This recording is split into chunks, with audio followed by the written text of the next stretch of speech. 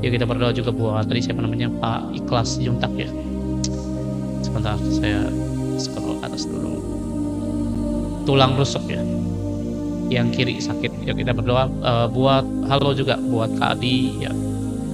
Buat Pak Ikhlas bisa buka kedua tangannya ya, buka begini aja ya, tutup mata, kita berdoa. Tuhan, aku berdoa Bapak dalam nama Yesus, biarlah tulang yang sakit Bapak sembuhlah dalam nama Yesus. Biarlah Bapak yang ajaib, membuka jalan, pembuka mujizat terjadilah malam hari ini ya Tuhan. Bahwa hidup hamba Bapak untuk melihat orang-orang sakit Bapak sembuh, yang letih lesu dibangkitkan Bapak dengan kuasa-Mu ya. Nama Shikidede karena nama Tukuru nama ya nama. Mari Tuhan berkati Pak Ikhlas Bapak dari Riau ya Roh Kudus. Biar malam hari ini urapan kesembuhan terjadilah dalam kehidupannya. Mari Tuhan, mari Roh Kudus, nyatakan rencana-Mu Bapak dalam kehidupan hamba ya Roh Kudus, untuk bisa memberkati Pak Ikhlas Bapak dengan kuasa-Mu ya Tuhan. Dalam nama Yesus, biarlah Bapak kuasa sakit penyakit Bapak kami tundukkan dengan darah Yesus.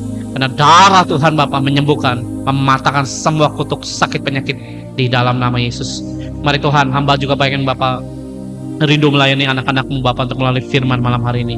Mari Roh Kudus pimpin mulut bibir lidah hamba ya. Radamata kurotukuro dabasyikadab. Urapi kami semua Tuhan, baik juga anak-anak-Mu yang di rumah-rumah Tuhan. Biarlah berkat Bapak urapan kuasa-Mu Tuhan. Yes Lord. Semua yang setiap Bapak hati yang mengalami ketakutan dan kegentaran ya Tuhan, kami usir keluar Bapak dari hidup anak-anak-Mu ya Tuhan. Dan biarlah Bapak hati anak-anak-Mu diperbarui ya. Radama syukur untuk korona mata karaba. Mari Roh Kudus, biarlah kami undang Bapak kuasa-Mu turun dan penuhi bagi kami ya Tuhan, sehingga kami hidup Bapak dalam rencana-Mu saja ya Tuhan. Karena rencana-Mu yang terbaik, biarlah tidak ada satupun debu iblis, rencana iblis Bapak, baik manusia sekalipun ya Tuhan, tidak berkuasa atas kami. Biarlah Bapak setiap hidup kami Tuhan jadi berkat. Biarlah jadi Bapak penyalur yang ajaib bagi setiap kerajaan sorga. Mari Roh Kudus, robohkan semua kesombongan kami, robohkan semua hati yang tidak berkenan di hadapan-Mu. Proses dan bentuk Bapak roh kami ya Tuhan, sampai Bapak memunculkan kemuliaan-Mu, sinar-Mu yang ajaib seperti Musa. Terima kasih ya Tuhan. Mari malam hari ini Tuhan, kami rindu dengar firman-Mu. Biar firman-Mu Bapak merobohkan semua Bapak keterikatan anak-anak-Mu. Sakit apapun Bapak sembuhlah dalam nama Yesus. Biarlah hutang-hutang juga boleh lunas Bapak dengan berkat-Mu yang ajaib. Biarlah Bapak setiap Bapak hubungan anak-anak-Mu ya Tuhan yang dibangun ya Tuhan, pulihlah dengan kuasa-Mu ya Roh Kudus. Terima kasih ya Tuhan, terima kasih ya Roh Kudus. Biarlah malam hari ini ya Tuhan, kami melihat Bapak kuasa-Mu terjadi dengan nama Yesus Kristus. Semua yang percaya katakan amin, amin dan amin. Ya, shalom sekali lagi. Yang baru pertama kali, salam kenal ya. Room ini biasanya khotbah ya, atau ibadah sederhana melalui media TikTok. Nah, saudara perlu tahu ya, shalom juga buat teman-teman yang baru bergabung. Dan sebelum saya masuk firmannya, kemarin saya khotbahin tentang namanya Maria dari Betania di hari Sabtu. Ya, dari Betania saya sedikit highlight khotbah saya. Ya, Maria Betania adalah Tuhan mengajarkan sesuatu yang sangat bagus. Walaupun sejujurnya sulit saya membawakan khotbah tersebut. Ya, karena Maria dari Betania ini yang Tuhan mau dalam kehidupan hati anak-anak Tuhan. Ya, Maria Betania ini adalah orang yang berdosa. Ya, dia diduga adalah seorang pelacur. Namun, ya dia datang ke rumah orang Farisi. Dia datang, ya saudara tahu, dia datang ke rumah orang Farisi itu dengan penghakiman manusia, saudara ya. Karena dia berdosa, dia dicibir, dinyinyirin mungkin ya kalau zaman sekarang ya saudara tahu. Dan sebentar. Nah, saudara perlu tahu bahwa ya shalom juga ya shalom. Nanti habis khotbah ya. Habis khotbah kita doakan semua, mau doain apa aja boleh. Ya, pertanyaan semua ya. Saya malam hari ini biasanya room saya ini khotbah, selesai khotbah boleh tanya apa aja, boleh didoakan apa aja, tapi dengerin dulu firmannya, karena firman itu lebih penting daripada doa. Ya, saya bukan bilang doa itu nggak penting, tapi jauh lebih penting dengerin firman dan berubahlah dalam pembaharuan oleh karena firman. Ya, saya juga orang pendoa, bukan tidak berdoa. Saya penyembah juga, saya penginjil, saya juga pengkhotbah. Semua tuh saya juga ngalamin semuanya. Jadi saya melihat bahwa firman itu jauh lebih penting, karena firman itu Yesus. Ya. Nah, ada banyak saudara perlu namanya hidup dengan firman. Kalau misalnya Pak kita mengincar doa tapi tidak hidup dengan firman, ini jadi trigger masalah paling besar di dalam hidup manusia. Nah, saya lanjutkan. Nah, saat saudara tahu Maria Betania datang ke tempat rumah orang Farisi dengan penghakiman daripada orang-orang Farisi, saudara tahu Tuhan mengajarkan ketulusan dari Maria Betania membuat hidupnya diselamatkan. Maria Betania itu tidak namanya punya permintaan apapun. Dia datang di kaki Yesus, dia urapi, dia menangis, dia melap dengan rambutnya. Dan saudara tahu Maria Betania jadi pelajaran buat kita. Kadang-kadang kita datang di hadapan Tuhan dengan banyak embel-embel. Betul apa betul? Tapi waktu saya dengar firman itu, saya pikir, iya Tuhan. Maria Betania di situ tidak keluar satu patah kata pun. Kenapa? Kalau di kaki Yesus pasti selamat, pasti diberkati, pasti diampuni. Nggak usah banyak minta sebenarnya. Apa yang menjadi keperluan saudara, Tuhan akan lengkapi. Amin. Masalahnya di kaki Yesus dulu. Shalom. Ya, masalahnya di kaki Yesus dulu. Nah, saat saudara tahu dari Maria Betania, ya dia di hadapan Tuhan tanpa embel-embel, cuma menangis, ngelap kaki Yesus, berdebu loh kaki Yesus, karena zaman itu padang gurun ya, banyak pasir. Dan dia memberikan minyaknya. Tuhan ngajarkan saya begini, lihat, air mata bicara perasaan. Saudara mau seneng, mau dalam keadaan takut, miskin, kaya, air mata Maria Betania tetap di kaki Yesus. Kita sebagai manusia kadang-kadang perlu belajar dari Maria. Kenapa? Kita kaya kadang-kadang lupa Tuhan. Kita lebih sering namanya, kenapa kalau lagi susah, kenapa Tuhan izinkan saya susah? Pasti lebih sering ingat Tuhan tuh kalau lagi susah. Tapi kalau lagi diberkati, saudara bisa jalan-jalan, boro-boro kita ngomong, karena Tuhan lah saya diberkati. Jarang ada yang begitu. Betul apa betul? Ya. Tapi kalau misalnya saudara perlu tahu bahwa Maria Betania ini mengajari kita tentang apa? Walaupun dia berdosa seperti kita juga berdosa, dia datang dengan ketulusan, bukan dengan permintaan ya, minta ini, minta itu. Tidak ada satupun ayat menyatakan Maria Betania berbicara satu kata pun. Saudara perlu diam di bawah kaki Tuhan. Dan di ayat yang ke-50 di dalam Lukas pasal 7 itu, ya Tuhan bilang, imanmu menyelamatkanmu. Saudara ikut Tuhan harus punya namanya iman. Mulut tuh jarang bicara aja lebih baik kalau di hadapan Tuhan. Tuhan lebih tahu. Kadang-kadang kita ngajarin Tuhan, cerewetnya lebih panjang, ngomong panjang. Ya, imannya nggak panjang, saudara ya, kecil. Nah, saya nggak khotbah tentang Maria Betania. Hari ini saya nggak ngomongin itu. Saudara bisa klik nama saya di sini. Ya, di situ ada link YouTube. Di situ khotbah sudah saya masukin. Saudara tinggal nonton dan lihat khotbah-khotbah yang sudah saya pernah naikkan, yang dimana Tuhan berkati. Ya. Hari ini saya akan ngomongin tentang namanya, yuk kita harus masuk dalam planningnya Tuhan, dalam kesukaran saudara, dalam keterpurukan atau apapun. Ya, setiap kita rindu akan masuk dalam rencana Tuhan. Siapa yang mau masuk dalam rencananya Tuhan? Bisa katakan amin saudara.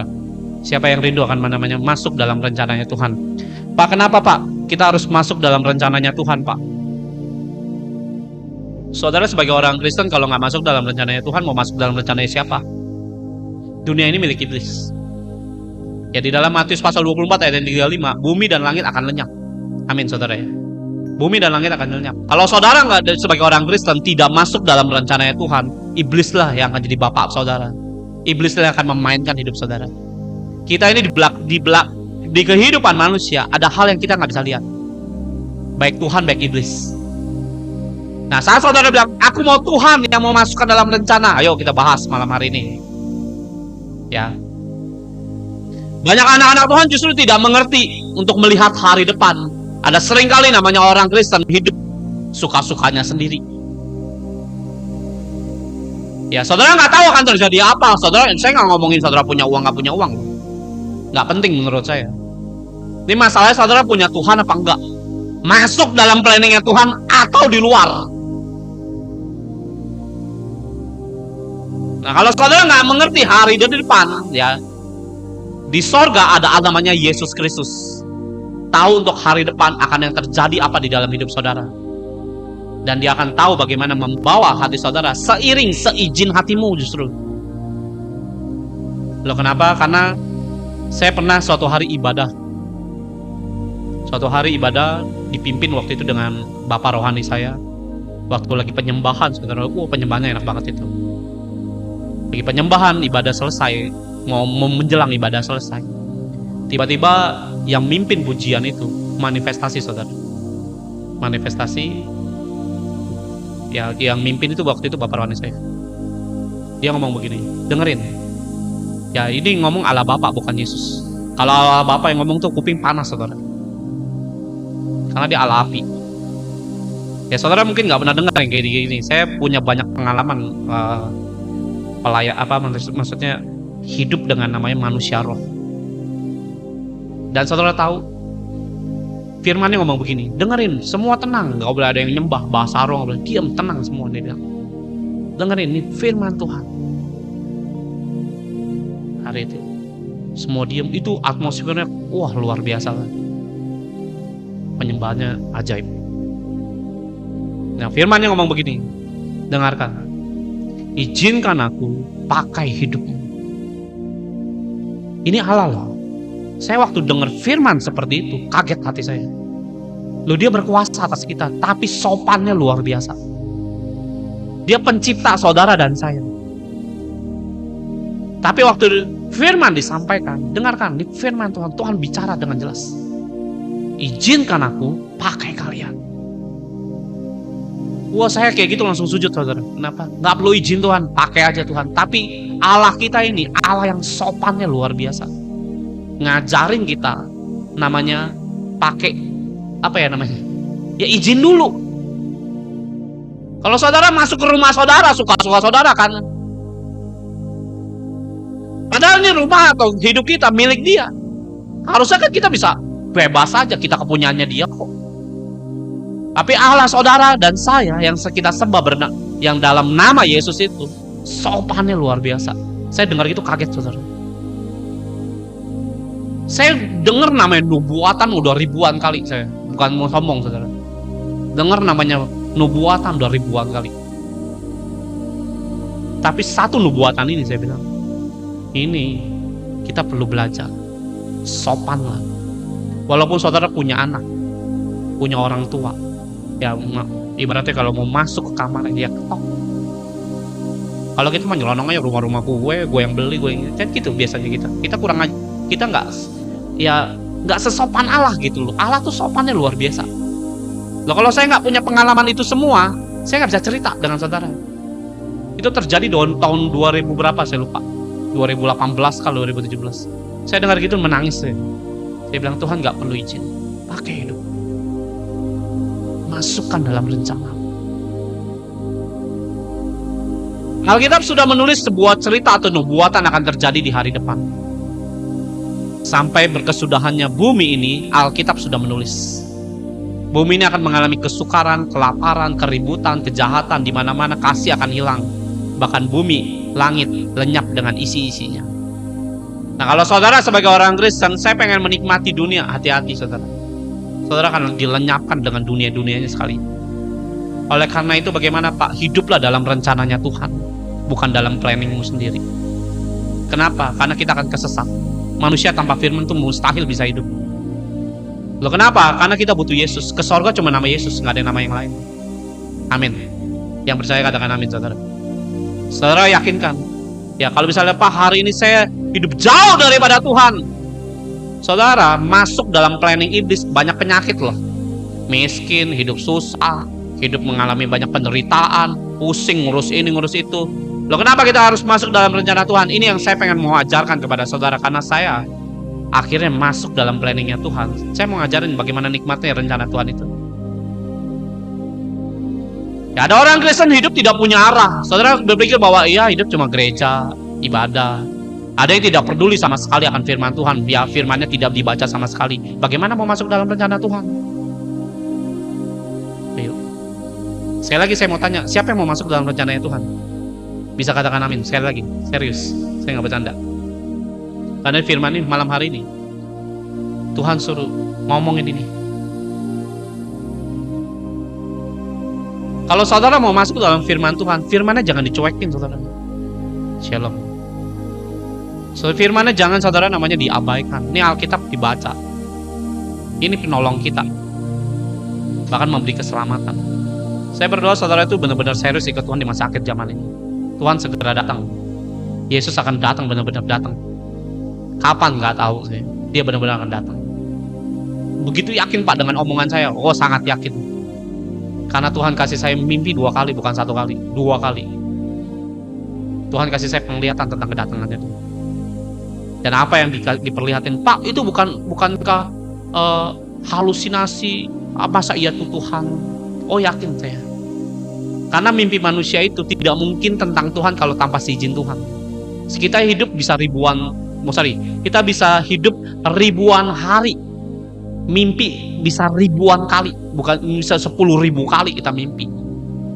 Ya, 30 tahun tuh bisa 10.000 hari.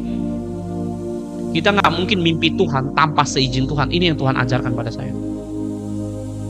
Saya sempat ditanya, mana mungkin itu Tuhan? Saya bilang, mungkin. Loh, kenapa? Tuhan ngajari saya, tanpa seizinku kau tidak akan pernah mimpi tentang aku, tentang Tuhan. Amin. Jadi kalau saudara dapat mimpi tentang Tuhan, peliharalah itu firman. Itu buat saudara dan saya menjalani kehidupan di hari depan. Amin. Ya, tuh ya, pernah juga Ibu Rere juga dia bilang, benar banget, saya udah dapat melihat. Benar ya. Saya berdoa saudara itu jangan main-main dengan Tuhan. Masuk dalam rencana Tuhan, hidupmu itu nggak akan compang-camping kok. Terpelihara dengan ajaib. Masuk dalam rencana Tuhan, otak saudara bukan kerjaannya mikirin cuma keluarga saudara. Saudara akan masuk dalam namanya planningnya Tuhan. Artinya ada namanya rencana Tuhan yang saudara harus jalanin. Saya berdoa saudara itu bisa masuk dalam bagian hal tersebut. Ngapain Pak? Tolongin banyak orang. Ya, sekali lagi, ada orang yang tidak peduli dengan firman. Ada yang hidupnya taunya cuma Yesus baik Pak. Yang jadi pertanyaan saya begini, apa Tuhan capek-capek dari sorga turun ke bumi cuma mau bilang gua baik loh? Ayo. Saya nggak begitu yakin ya, I'm not sure tentang itu. Kalau Tuhan dari sorga cuma menyatakan kebaikannya doang, nggak perlu turun dari sorga. Tapi ada orang Kristen, saya cuma tahu ya Yesus baik. Ya, cuma tahu baik dong, buat apa hidup dalam Tuhan? Itu mah di luar Tuhan. Kebanyakan dari kita ini cuma pusing soal masalah kehidupan, hutang, ya, soal rumah tangga, sakit. Fokusnya cuma diri kita, bukan kerajaan sorga. Saudara bisa buka dulu dalam Kolose pasal 3, ayatnya yang kedua. Kolose pasal 3, ayat yang kedua. Ya, saya baca aja ya. Pikirkanlah perkara yang di atas, bukan yang di bumi. Saya berpikir bahwa kenapa Tuhan suruh kita ini mikirin yang di atas, bukan yang di bumi. Kalau saudara masih mikirnya cuma masalah kehidupan hari-hari, artinya saudara lagi mikirin cuma yang di bumi. Kenapa Tuhan suruh kita pikirin perkara yang di atas? Karena ada kemuliaan, ada mujizat, ada tangan Tuhan akan saudara bersama-sama dengan Tuhan, bahkan melihat Yesus bagaimana beracara dalam kehidupan saudara. Tapi kalau untuk masuk namanya melihat namanya ke jalan ya Tuhan, ya kayak tadi lagu tadi, Waymaker. Dia pembuat jalan. Pak, saya nggak lihat jalan karena kamu mikirin bumi. Kamu mikirin cuma hari-hari. Bagaimana besok bisa makan apa enggak? Nggak usah mikirin dulu. Wah Pak, iman kayak begitu sulit. Betul. Tapi kita harus belajar. Bukan berarti yang sulit tidak bisa kita capai. Dengan Tuhan bisa kok. Amin. Tapi kalau saudara memikirkan cuma masalah ekonomi, bagaimana nih saya mandul bisa hamil, pikirin yang di atas. Maka saudara akan lihat kemandulan dipatahkan Tuhan jadi kesuburan. Banyak orang Kristen tidak bisa hamil. Kenapa? Mikirinnya cuma di bumi, pikirin yang di atas. Maka saudara akan lihat bagaimana tangan Tuhan yang di atas. Tangan Tuhan ada di atas, bukan di bawah. Di atas, tolong saudara yang di bawah.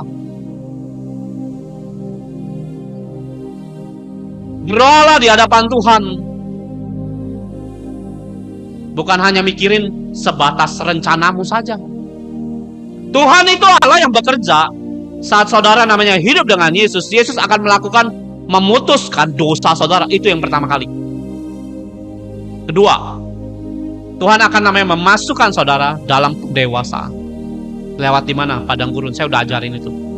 Entah bagaimana saudara mau cuma belanga pelongo hidup sebagai orang Kristen apa enggak, saya nggak tahu. Saya udah ajarin. Yang ketiga, Tuhan akan masukkan saudara dalam rencananya Tuhan. Di 3 level ini akan terjadi. Yang pertama, semua orang akan terjadi penghapusan dosa tanpa terkecuali satu manusia pun akan mengalami, semua manusia akan mengalami penebusan oleh Yesus Kristus yang percaya doang kepada Yesus. Pak, saya percaya pada Yesus, ditebus dosanya. Amin. 2, di padang gurun. Nah, orang Kristen berguguran di sini. Muter dengan masalah yang sama. Kenapa? Mikirinnya cuma masalah hari-hari, masalah.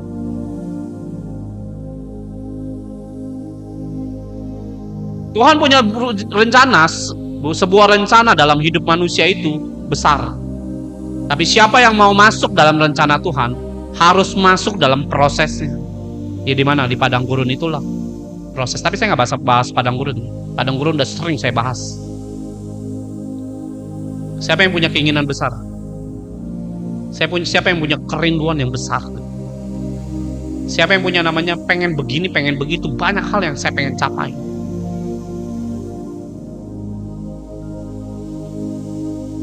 Jangan cuma mimpimu yang besar, tapi hatimu tidak bisa diproses.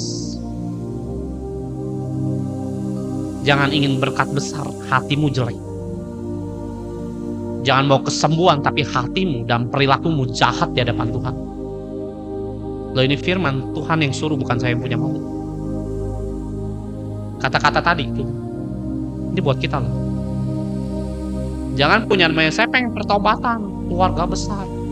Pengen namanya anak-anak saya terima Yesus. Mimpimu besar, prosesnya jangan saudara tolak.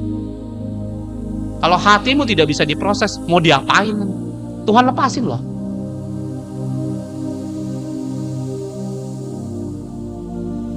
Nah, saya pengen blessing yang besar, tapi kalau hatimu jelek, kepahitan, ngambek-ngambek, diperintahin Tuhan nabur nggak pernah nabur, suruh tolong orang kita nggak mau tolong orang, itu jelek.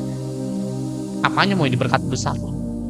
Saya ngeliat orang Kristen kadang-kadang hidupnya susah, miskin, berantakan dan sebagainya. Kenapa? Hatinya jelek.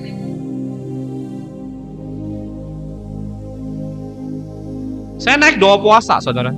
Setiap bulan 3 hari 3 malam saya tidak makan, tidak minum. Sejak tahun 2023 saya sudah mulai kembali lakukan puasa 3 hari 3 malam itu, puasa Esther. Dan saudara tahu, saya juga di lingkungan banyak orang Kristen. Ada orang-orang Kristen tuh yang hidupnya cari-cari pelayanan, ngejarin orang supaya dia dapat pelayanan. Saya bilang, hatimu tuh jeleknya luar biasa. Lihat orang kaya ditempel, ini pendeta. Ada beberapa hamba Tuhan tuh kayak gitu. Lihat orang kaya ditempel, lihat orang miskin dibuang. Hati kok jelek begini sih. Ada orang pengen sembuh, tapi dosanya nggak pernah mau diberesin. Perilakunya jahat luar biasa. Saya pernah kenal anak-anak Tuhan, sakit parah, mau sembuh, mau. Saya bilang, perilakumu yang jahat berubah. Oh, saya mau ngomong sama Tuhan, jangan ngomong sama saya. Kalau kamu ngomong sama saya, kamu bisa tipu saya bilang. Kamu ngomong sama Tuhan, Tuhan nggak bisa ditipu. Amin.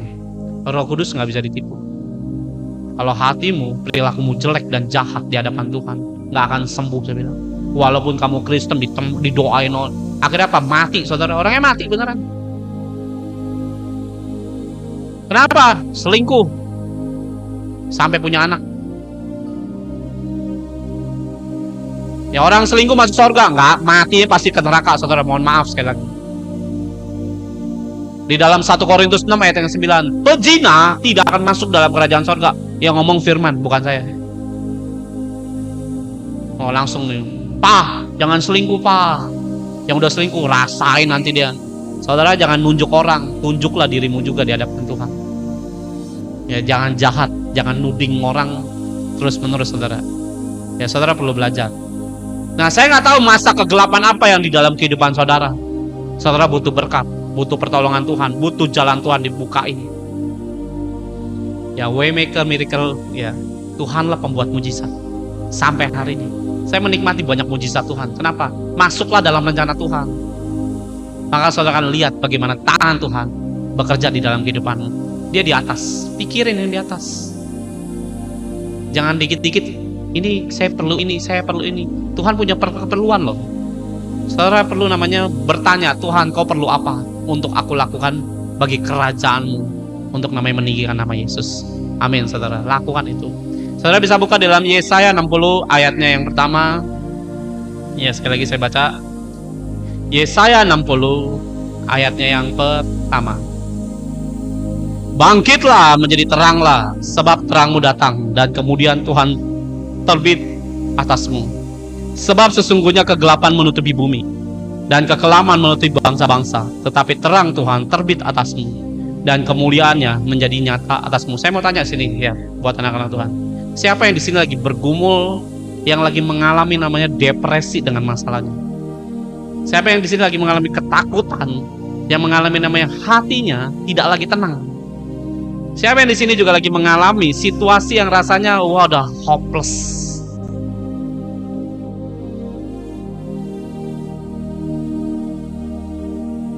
Ya, nah itu ada banyak.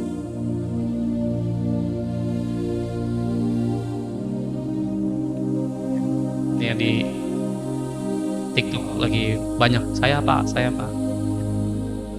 Ini firman. Bangkitlah. Kalau saudara nggak mau bangkit, kamu akan hidup dalam kegelapan selama-lamanya. Tuhan nggak pernah namanya nolong orang kalau tanganmu tidak terulur-ulur ke atas. Saudara mungkin bilang, wah ini khotbah kok keras ya, biarin aja keras. Yang penting bukain pikiran saudara. Kalau saudara nggak mau namanya bangkit, pilih namanya hidup dengan masalah terus. Nikmati masalah itu, dengerin. Kamu akan hidup dalam gelap. Gimana mau masuk dalam rencana Tuhan?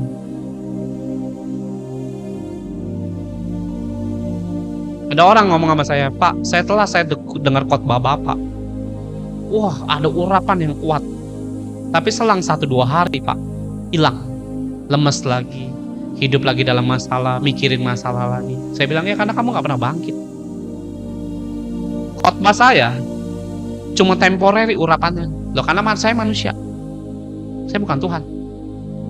Yesus bisa mengurapi kita tiap hari, kapanpun saudara mau. Saya nggak bisa, karena saya terbatas. Ini membedakan Tuhan dengan manusia.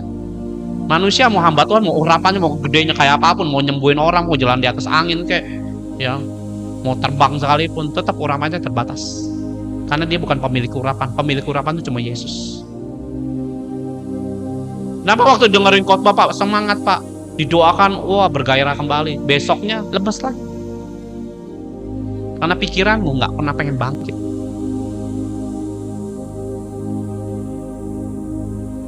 Karena effortmu malas-malesan.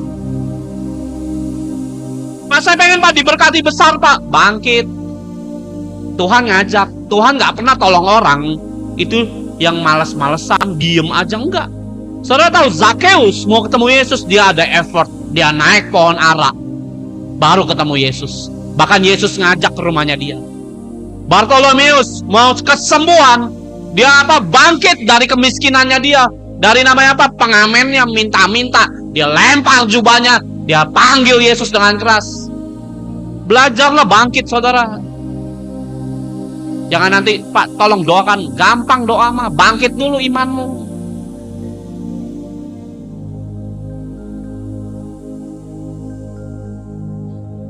Bangkit itu saya tahu nggak gampang, tapi saudara harus pasang saudara. Ingat Yakub pernah namanya pengen namanya bertemu dengan Esau dan dia mengalami begitu banyak ketakutan. Tapi Alkitab mencatat bahwa Yakub semalam-malaman dia bergumul dengan Allah.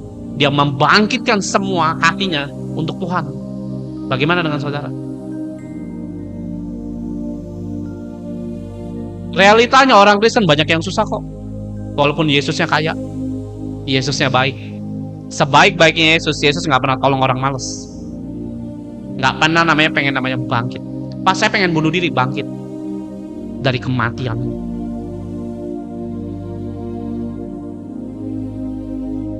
Baca sama-sama ya, Yesaya 60 ayat yang pertama. Banyak orang Kristen buka Alkitab aja malas setengah mati, mau ngomongin bangkit mau boro-boro. Bangkitlah menjadi apa? Teranglah. Artinya saudara itu hiduplah layaknya itu Kristen.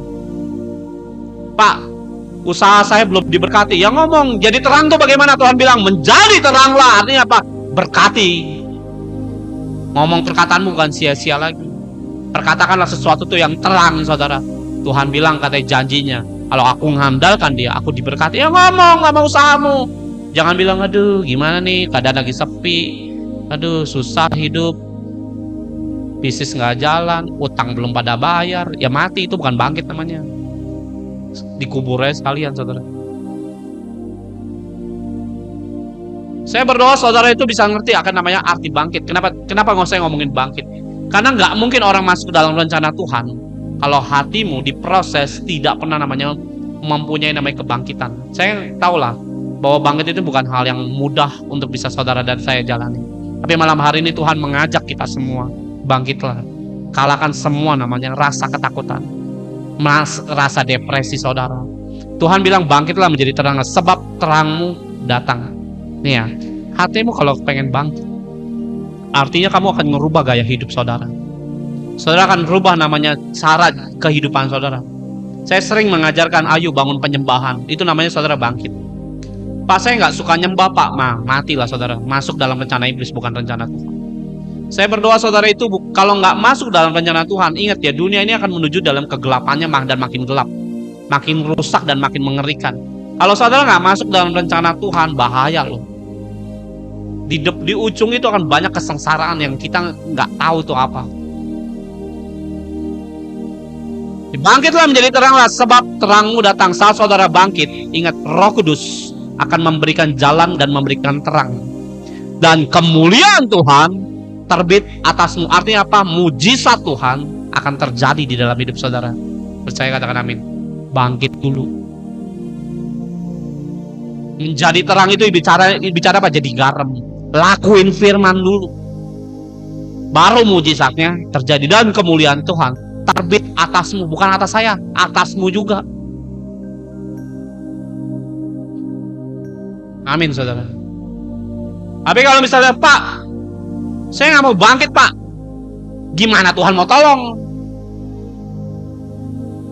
Kalau saudara mau masuk dalam namanya rencananya Tuhan, penghalang nomor 1, hati yang penuh dengan kemarahan dengan keadaan saudara. Kalau saudara mau dipakai Tuhan dalam masuk dalam rencananya, kemarahan, baik kepahitan, kekecewaan saudara, itu penghalang nomor 1. Kelihatannya mudah didengar, tapi banyak orang jatuh di situ. Kepahitan adalah pilihan, bukan kehidupan yang saudara harus jalani loh. Dengerin ya sekali lagi ya. Kepahitan adalah penghalang nomor 1. Saudara lihat mujizat, kemarahan, kekecewaan saudara. Saya nggak tahu kehidupan saudara mau bagaimana, rumah tangga saudara kayak apa. Saya nggak ngurusin itu semua. Tapi malam hari ini, kalau itu terjadi masih di dalam kehidupan saudara, itu penghalang dan saudara perlu bangkit. Pak, kenapa saya jarang melihat mujizat? Ya karena itu. Saya baru ngomongin 1. Tapi banyak orang jatuh dan menjalani kehidupan dengan penuh dengan kemarahan. Ada banyak orang mengalami kegelapan dalam kehidupannya dan mempertahankan itu bodohnya luar biasa. Sebuah kemarahan terkhusus di masa lalu terhadap orang tua. Mungkin saudara diperlakukan tidak baik, dibanding-bandingkan. Saudara mungkin diperlakukan suami tidak baik, diselingkuhi, dijahatin, tidak dikasih duit mungkin. Saudara mungkin diperlakukan istrimu yang semena-mena karena dia mungkin duitnya lebih banyak ketimbang kamu sendiri. Saya nggak tahu masalahmu apa. Ya, saudara pernah mungkin dalam pekerjaan dihina-hina, terhadap saudara ditipu dengan rekan sendiri, uangmu dibawa kabur, anakmu mungkin pernah mati. Ya, maksudnya bukan pernah mati, mungkin ada yang pernah mengalami namanya kematian soal anak. Papa mamamu meninggal dan kamu dalam kondisi yang belum cukup siap untuk mandiri. Dan kamu kecewa pula dengan Tuhan. Bagaimana mau masuk dalam rencana Tuhan? Ditolak saudaramu sendiri karena hidupmu miskin. Itu bisa pahit. Saya ini khotbah begini ditolakin loh. Kepahitan apa? Ngapain kepahitan? Jangan kasih debu iblis nempel di hati saya. Ditolak ya biarin aja, jangan Tuhan yang tolak saya. Teman pelayanan Pak, banyak pengkhianat Pak, makanya saya kecewa dengan gereja ini, nggak mau pelayanan lagi di situ. Bagaimana mau dipakai Tuhan? Masa kecil saya sulit Pak. Ini banyak loh, ini banyak orang nggak sadar yang masalah yang satu ini. banyak waktu kita masih kecil atau masa kecil kita hidup dengan kemiskinan. Ujungnya gedenya kita diberkati, hidup dengan kepahitan waktu miskin yang waktu kecil pula. Lihat orang diberkati, iri hatinya luar biasa. Ini ciri kepahitan. Lihat orang diberkati, aduh kok dia bisa diberkati. Saya diberkati Tuhan, banyak orang ngiri setengah mati, saya juga bingung. Ini ngiri bukan orang non Kristen, orang Kristen, bahkan hamba-hamba Tuhan ngiri terhadap saya.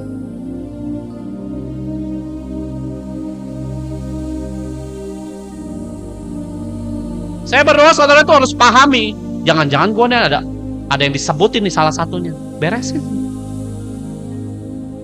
Rencana Tuhan itu kita ini akan memberi berkat bagi banyak orang. Kalau saya nggak mau Pak, ya kamu yang akan diberi oleh anak-anak Tuhan yang dipakai dalam rencana Tuhan. Ya puji Tuhan Pak, saya diberi, berarti artinya hidupmu miskin, susah, dan butuh pertolongan.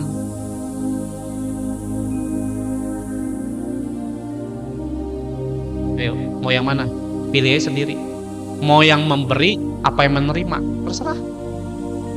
Saya berpikir bahwa Tuhan turun dari sorga, mati, bukan hanya tebus dosa saudara, tapi ingin memakai, masuk dalam rencananya, jadi memakai hidupmu yang tidak ada apa-apa ini, jadi besar, seperti Daud. Jangan hatimu bilang, pengen berkat Tuhan. Bentuk dulu sama Tuhan, sesuai dengan pikiran Tuhan, bukan pikiranmu lagi. Kemarahan tidak pernah membuat hidup saudara itu bisa diberkati dan dipakai Tuhan. Gak mungkin bisa. Justru akan merusak hatimu sendiri. Kemarahan dan kebencian akan mengakibatkan namanya luka. Entah lukanya di kita atau dilukanya di orang lain karena kita pengen balas dendam. Kenapa Pak? Jangan ngomonginnya bukan bangkitnya dulu. Saya ngomongin dulu masalahnya dulu. Jangan ngomongin berkatnya dulu, masalahnya dulu dikorek dulu saudara. Saudara kalau misalnya ngatasin masalahnya, saudara akan melihat berkat Tuhan itu datang dengan sendirinya. Amin. Ya seperti dalam Mazmur pasal 23 ayat yang ke-6. Kebajikan kemurahan belakang mengikuti saudara. Kalau saudara mengikuti gembala yang baik itu dengan baik, dengan benar. Proses buat kamu belajar, bukan marah sebenarnya. Tidak ada orang ikut Tuhan tidak mengalami juga hal-hal yang luka sebenarnya. Contohnya Yusuf. Saat saudara namanya, Pak, saya dihianatin orang, belajar. Artinya kita perlu belajar tentang kesetiaan. Ya dihianatin gini ya sakitnya. Loh Yesus juga dihianati kok. Dihianati, Pak, pernikahan saya dihianati Pak. Belajar. Saya sejujurnya tidak ada namanya materi kesaksian ini. Suatu hari ada seorang ibu-ibu, pertama sebenarnya yang saksi bapak-bapak sih. Bapak-bapak ini perokok dan akhirnya kena kanker paru-paru dan akhirnya meninggal. Dan beliau waktu meninggal ya dia turun ke bawah. Ya jadi orang rokok nggak mungkin naik ke atas, pasti ke bawah. Kenapa? Karena ada bapak-bapak yang bersaksi. Ini orang Kristen yang bersaksi, bukan orang non Kristen. Udah pelayanan pula tapi masih ngerokok. Matinya ke bawah. Dia lihat di suatu ruangan yang sangat gelap. Dan dilihat di ujungnya itu ada terang. Di ujungnya. Kalau kita hidup dalam Tuhan, dalam rencana Tuhan, kita mati nih. Mati 1 detik, 2 detik, ataupun sebelum 5 menit atau 10 menit sebelum saudara meninggal. Ya antara Yesus atau malaikatnya Tuhan tuh turun. Ngapain jemput kita. Itu yang benar meninggalnya begitu. Lo kok tahu Pak kayak gitu ya? Saya nggak punya waktu buat jelasin itu. Harusnya meninggalnya begitu. Kalau yang masuk ke rencana Tuhan ya. Kalau yang nggak Pak, nah ini meninggal sakit masuk ke bawah, ke gelap. Dia lihat di situ ada pintu, dia jalan ke pintu itu. Ada satu terang, dia jalan ke sana. Dan sesampai di terang sana, dia tiba-tiba masuk dalam barisan, saudara. Masuk dalam barisan, tiba-tiba dia masuk barisan nomor 3. Heran saya juga. Kenapa mau masuk nomor 3 saya juga nggak tahu. Tapi itulah Tuhan. Dia punya kedaulatan atas hidup anak-anaknya. Dan dengan baik saudara, waktu dia lihat yang pertama disuruh maju, ada suara muncul dan saya tahu itu suara Yesus pasti. Dia bilang, kamu namanya siapa disebutin. Dengerin ya, saya nggak bercanda saudara. Kamu datang ke gereja di hadapanku cuma mau berkatku. Dan yang pertama dibuang ke neraka. Masa ya Pak? Serius, saya nggak bercanda. Maju yang nomor 2. Cukup. Perempuan.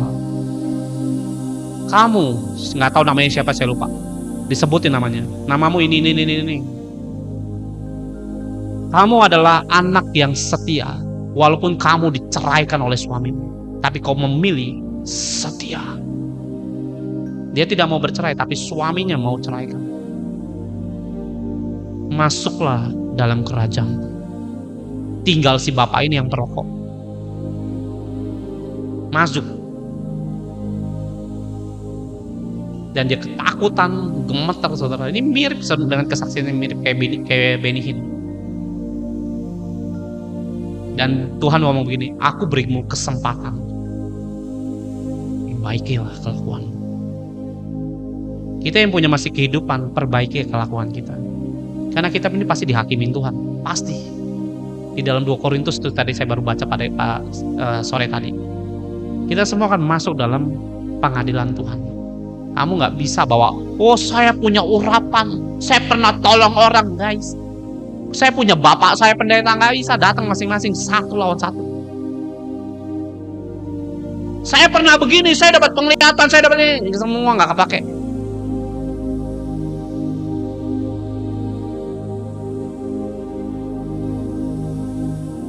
Yang kepake ini waktu kita di dunia ini. Hatimu mau nggak dimasuk dalam rencana Tuhan? Saudara mau nyumpetin semua dosa kayak apapun, telanjang di hadapan Tuhan. Seperti dalam kitab Wahyu. Di hadapan Tuhan, telanjang maksudnya terbuka. Saudara namanya pernah berzina lah, pernah berdosa kayak apa, ngakimin orang, kena sih. Makanya saya paling gak suka namanya ngakim dosa orang. Saya gak pernah, orang datang ke istri saya, ke saya, banyak yang berdosa, termasuk saya. Tapi saya kalau ngurusin anak-anak Tuhan nggak pernah mengurusin dosanya. Kenapa? Itu bukan urusan saya. Kamu mau pernah begini, pernah begitu, mau nipu orang, terserah. Saya nggak urusin dosamu. Saya ngurusin hari ini, hari esok, hari yang akan datang, seminggu, sebulan. Kamu mau apa dengan Yesus? Kalau masih mau kelakuannya, masih mau jahat dulu aja, terus puas-puasin lah. Syukur-syukur hidup. Kalau saya gitu, udah keluar dulu jahat-jahatnya dulu, bikin dosa banyakan dikit gitu. Kalau belum mau bertobat nih, kalau mau bertobat sini tak ajarin. Mau bertobat Pak, tapi ada lagi yang nipu. Ya masuk. Ya penghalang namanya rencana Tuhan kalau hatimu penuh dengan kemarahan. Saya berdoa saudara itu perhatikan namanya tingkah laku hidup saudara itu. Ya apapun yang terjadi di dalam kehidupan yang saudara jalani nggak selalu mulus. Loh kenapa? Disitulah proses hatimu belajar. Saya dibenci orang Pak. Nah bagaimana perhatianmu kepada kebencian apa kepada Tuhan?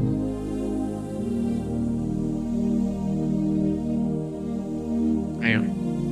Saya pernah Pak ditipu orang. Saya juga pernah ditipu orang. Duit saya nggak dikembalikan. Saya juga banyak duit saudara yang nggak dikembalikan. Orang ngutang. Hari ini saudara kalau dengerin khotbah saya jarang saya ngomongin kayak gitu-gitu. Udahlah biarin duit mah hilang aja, bisa dicari lagi. Saya pernah kejamretan habis pelayanan, dijamret, duit habis 1 tas. Itu waktunya diproses, hati kita belajar, bukan marah. Bagaimana dengan saudara? Kehidupan kita itu pasti ngalamin kayak gitu-gitu tuh, nggak mungkin enggak. Pas saya masuk dalam rencana Tuhan, tapi dikit-dikit tersinggung, dikit-dikit marah, dikit-dikit kecewa, dikit-dikit kepahitan. Apa yang mau masuk? Kenapa Pak harus ngalamin kayak gitu semua? Karena kita akan tolong orang kayak gitu. Saya ingat waktu saya habis pulang pelayanan pagi-pagi hari, jam 4 pagi saudara. Bukan habis dari diskotik, habis doain orang. Pulang, capek, ngantuk pulang. Saya ini kalau pelayanan nggak kenal waktu saudara. Yang penting jangan pelayanan pagi aja. Kalau pagi kadang-kadang masih ngantuk saya. Belum bangun jam doa keluarga dan sebagainya. Makanya saya kalau pelayanan maunya siang sampai sore, mau malam, mau pagi juga, mau pagi subuh juga saya jalanin saudara. Tapi jangan jam 9, jam 10 itu biasanya saya bilang enggak, lewat jam 12 saya. Nah, Saya waktu pulang habis doain orang, pulang di daerah Jakarta Pusat, malam-malam di Jambret, berat, habis duit saya, termasuk orang kasih kami, termasuk uang orang, di situ juga ada uang orang. Ada uang orang itu di dalam tas kita, lagi kita pegang, itu kambil. Ya sebagai rasa tanggung jawab saudara ya telepon orangnya, mohon maaf duitnya kambil, ke Jambret. Handphone saya juga berapa biji kambil, KTP semua ambil, habis. Itu sampai rumah itu jam 4:30. Ini mau marah loh rasanya, hati saya itu mau marah, sejujurnya mau marah. Ini habis tolong orang, habis doain orang. Kita ini bisa ngomong sama Tuhan, Tuhan kenapa nggak lindungin kami? Kan kita bisa banyak alasan untuk nyalahin Tuhan. Dalam keadaan capek, orang kalau capek tuh emosinya tuh haleluya. Dan sesampai saya di rumah, saya coba tenangin hati saya. Tenang, saya cuma ngirup udara, buang, ngirup udara, buang.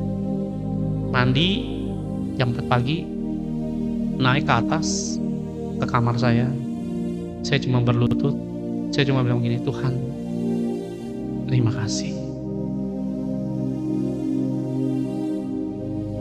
Saya punya permintaan Tuhan malam hari ini. Buat aku tidur nyenyak malam hari ini, tanpa mikirin masalah ini. Karena habis kejambretan begitu, pusing saudara. Sebentar, ini mau verifikasi dulu.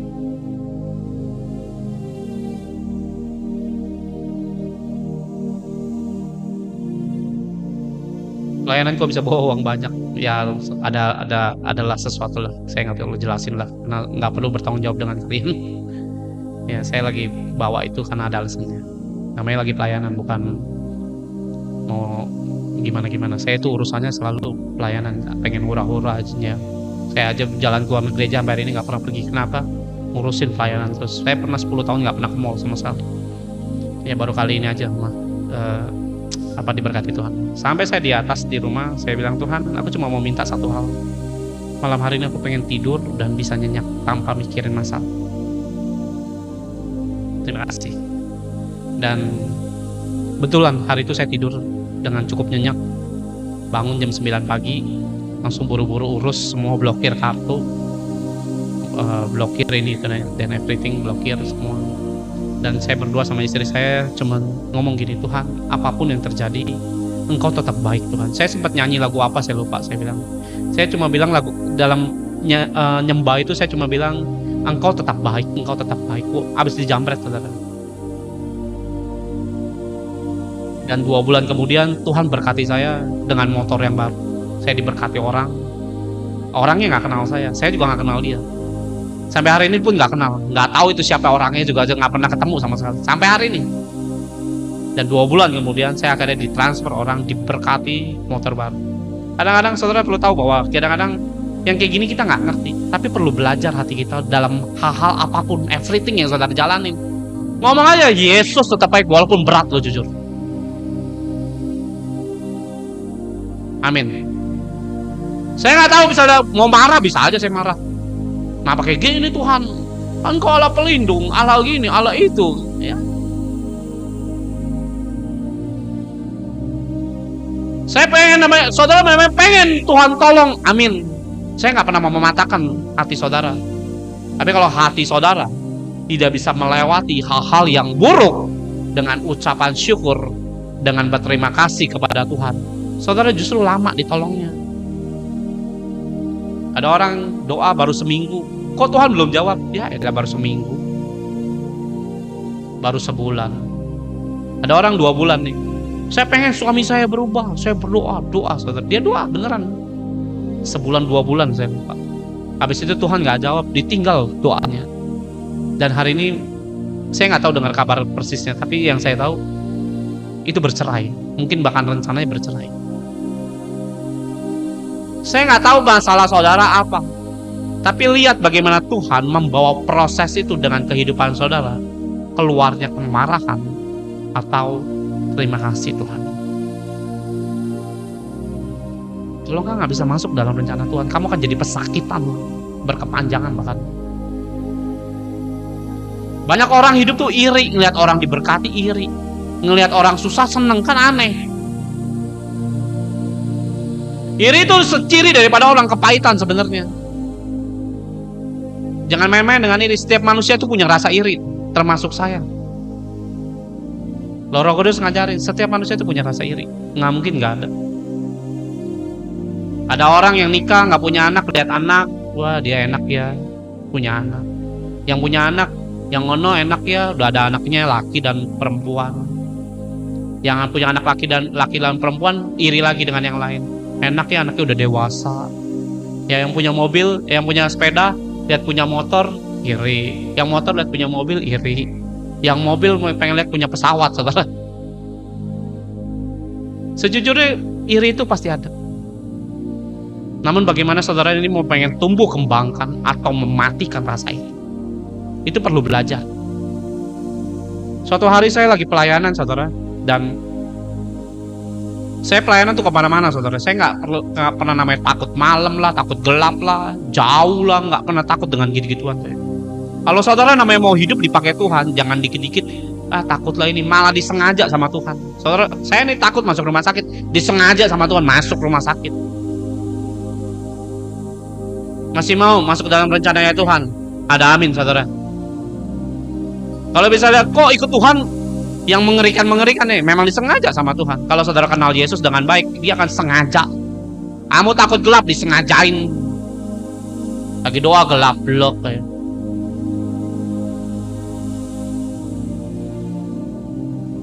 Suatu hari saya udah pelayanan ke sana ke sini ke sana nganterin jiwa-jiwa, saudara.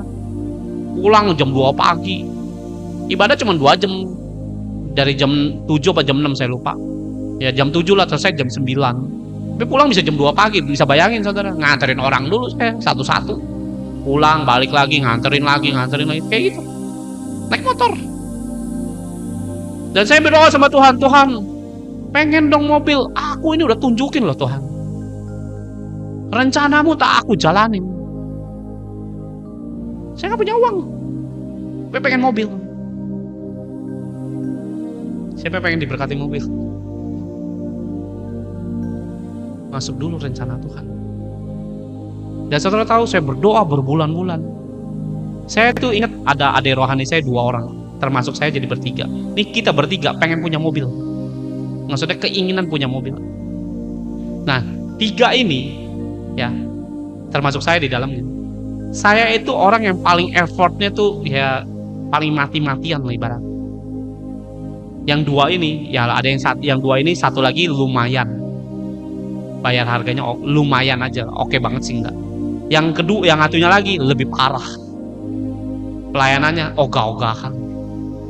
Tapi yang diberkati yang ogah-ogahan dulu. Nggak ngiri, saudara. Kita yang nganterin mati-matian. Tuhan malah berkati yang ogah-ogahan dulu.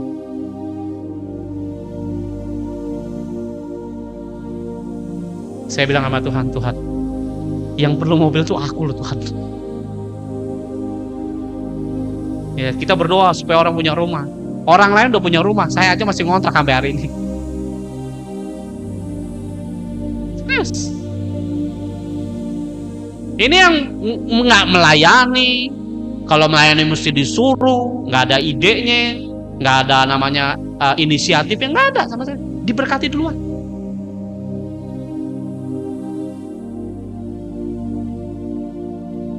Dan saya bilang sama Tuhan begini, ini bukan soal masalah bersyukur nggak bersyukur. Kita ini mau banyak bawa jiwa masalahnya. Masalah kita mau bawa puluhan orang, mau 1 motor, mau kapan selesainya. Itu loh masalahnya. Hari itu pelayanan baru jalan, duit belum ada. Dan saya bilang, Tuhan itu Tuhan proses loh hati saya. Jangan main-main, saudara. Kalau saudara bilang bersyukur punya sepeda ya silakan. Kalau saya nggak kepengen. Saya pengen masuk dalam rencana Tuhan, dipakai seperti Yusuf, ngasih makan banyak orang, ngasih berkat banyak orang. Saya mau besar dengan Tuhanku karena Tuhan saya besar. Kalau saudara merasa, oh saya cuma punya gini aja, ya saya sih bersyukur ya silakan. Itu imanmu. Iman saya nggak begitu. Sampai hari ini saya melakukan apa yang Tuhan kehendaki. Saya memberkati jutaan orang tak kerjakan. Saya nggak kepengen namanya cuma memberkati 1 kampung, enggak. Kalau bisa ke bangsa-bangsa, saudara. Jalan. Allahmu itu besar. Otak kita ini jangan kecil. Punya dimensi yang besar. Nah, saya ngajarin masuk rencana Tuhan. Tuhan nggak pernah namanya punya rencana tuh kecil. Ingat, Daud dipakai Tuhan ngalahin Goliat, sampai seluruh Israel di bawah kakinya Daud. Bangsa-bangsa semua tunduk. Salomo, kita punya Tuhan besar. Pikiran kita nih kadang-kadang imannya cuma seuprit masalahnya. Ya saya sih punya rumah gubuk, bersyukur. Oh saya nggak kepengen. Tuhan berkati aku rumah, aku ingin tampung anak-anakmu yang diusir. Udah saya lakuin. Saya gimana dengan saudara? Masuk dalam rencana Tuhan, jangan pikirannya itu sempit.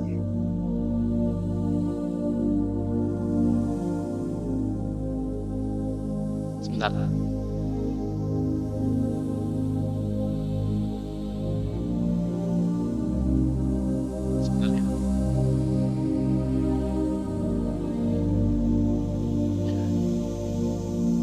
Amin, saudara. Nah, kalau saudara memang pengen masuk dalam rencana Tuhan, masuklah. Nanti saya akan ajak, maksudnya nanti akan kita bahas satu-satu. Kenapa? Karena kadang kita ini berpikir bahwa saya sih bersyukurlah keluarga saya sudah terima Yesus. Saya udah bilang di awal khotbah saya tadi, rencana Yesus bukan turun dari sorga, cuma pengen menyatakan, ya kamu mau selamat ikut aku. Ya aku ini baik, aku ini lemah lembut, aku ini sopan, aku ini kasih. Nggak sebatas itu loh. Makanya kenapa judul khotbahnya malam hari ini adalah rencananya Tuhan. Saya berdoa saudara itu bisa melakukan banyak hal dengan Yesus. Amin. Dan saya waktu melihat orang ini diberkati mobil, saya merasa Tuhan, aku yang butuh loh Tuhan. Makanya saya bilang, orang butuh belum tentu dipenuhi sama Tuhan. Saudara punya keinginan, punya kebutuhan. Kalau saya tanya, kebutuhan apa keinginan? Semua jawabnya kebutuhan. Punya kebutuhan gak dijawab sama Tuhan.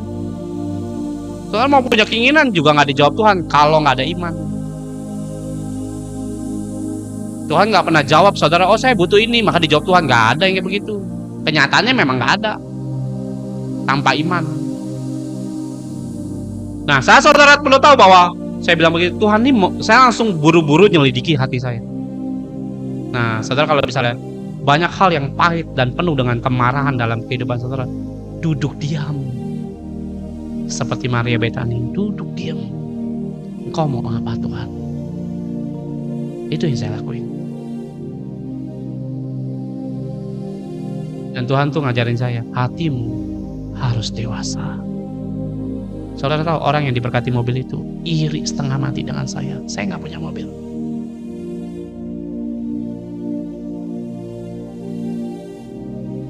Dia iri dengan hidup saya. Kalau bisa kemana-mana, gue nggak bisa. Gue punya uang tapi gue nggak bisa kemana-mana. Lu nggak punya uang tapi lu kemana-mana. Ada lagi orang datang, gue lihat hidup lu kok enak. Padahal lu gue lihat hidupnya tuh biasa aja. Uang gak punya banyak-banyak, tapi kok bisa fun begini. Gue punya uang tapi gue gak bisa senikmat lu orang punya kehidupan. Yesus masuk dalam rencana. Dia akan memberikan kebahagiaan dalam hidup kita. Ini firman, gak omong kosong. Bangkitlah menjadi terang, terangmu telah tiba, dan mujizat Tuhan turun atas hidup kita. Saat saya ngeliat itu semua, yang kedua, diberkati mobil juga. Selang 3 bulan dia diberkati, saya enggak. Serius, saya ngalamin kayak gitu. Sampai pada akhirnya saya berpikir, saya duduk diam, saya bilang, Tuhan kau mau ngapain? Kau harus dewasa saat ini, karena kamu akan jadi pengajar. Saya akan ngajarin orang. Kalau lu gak ngalamin begini, lu mau ngajarin apa? Oh ya, terima kasih. Gue ngucap syukur. Iri hati itu semua manusia punya. Mau saudara kembangin atau matikan itu tergantung saudara sebenarnya. Sekali lagi saya ulangin. Setiap hidup manusia itu punya rasa iri hati. Mau saudara itu kayak bagaikan tanaman. Itu mau tumbuh besar atau saudara matikan, tergantung saudara. Bukan tergantung Tuhan, tergantung saya.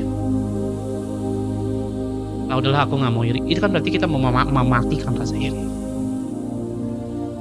Amin. Berarti saudara, setiap orang itu punya namanya rencana Tuhan. Ya, mau sering. Setiap manusia itu dipanggil Tuhan punya rencana yang besar atas hidupnya.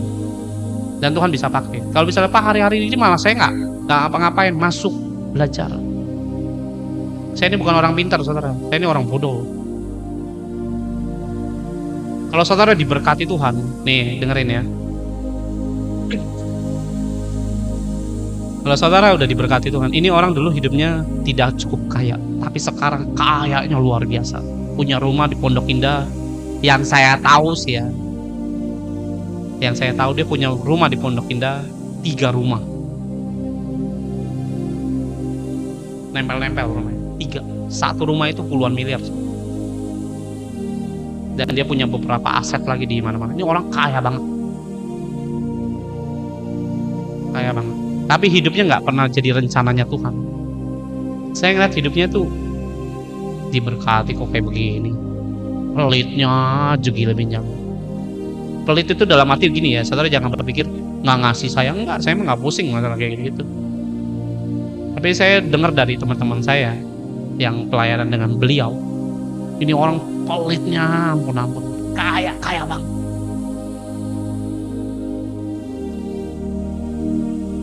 Yang saya mau saksiin gini, kalau saudara nggak mau masuk dalam yang saudara diberkati apapun ya, mobil, motor, sepeda, rumah, saya ini semua apa yang ada pada saya semua tak jadikan berkat. Punya motor nganterin orang, punya mobil nganterin orang, punya rumah tampung orang, punya duit tabur juga ya sambil nyimpen semua, punya komputer semua ngapain, tiktokan jadi berkat pokoknya, punya laptop, punya handphone, semua jadi berkat pokoknya. Semua yang ada pada saya itu harus saya putar otak, tanya Tuhan, bagaimana Tuhan caranya jadi berkat. Amin. Serius. Jadi berkat itu nggak harus ngomongin duit kok. Macam-macam banyak. Saudara mau posting di Facebook firman jadi berkat kok. Tapi nggak banyak orang mau kayak gitu. Malah ada yang bilang, oh saya hidup susah, miskin, yang penting bersama dengan Yesus. Silakan nikmatilah iman kemiskinanmu. Kalau saya nggak. Saya udah tahu harus ngapain. Yang kemarin saya bilang, Tuhan berkati aku Tuhan. Tuhan suruh saya apa? Belikan baju buat orang. Saya disuruh Tuhan belikan baju ini. Beli, saudara, keluar duit tabungan saya. Saya nggak punya duit tapi tuh ada tabungan, keluarin tabungan saya.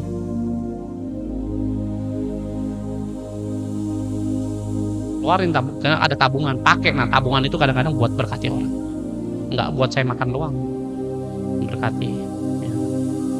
Istri saya beli apa, saya beli apa, dia satuin hampir habis 1 juta kasih. Nah saya punya kenal temen ya, ini pelitnya luar biasa. Nah orang biasanya pelit hidupnya, dengar baik ya, itu paling sering ketipu, nggak dibayar, itu paling sering yang saya temuin.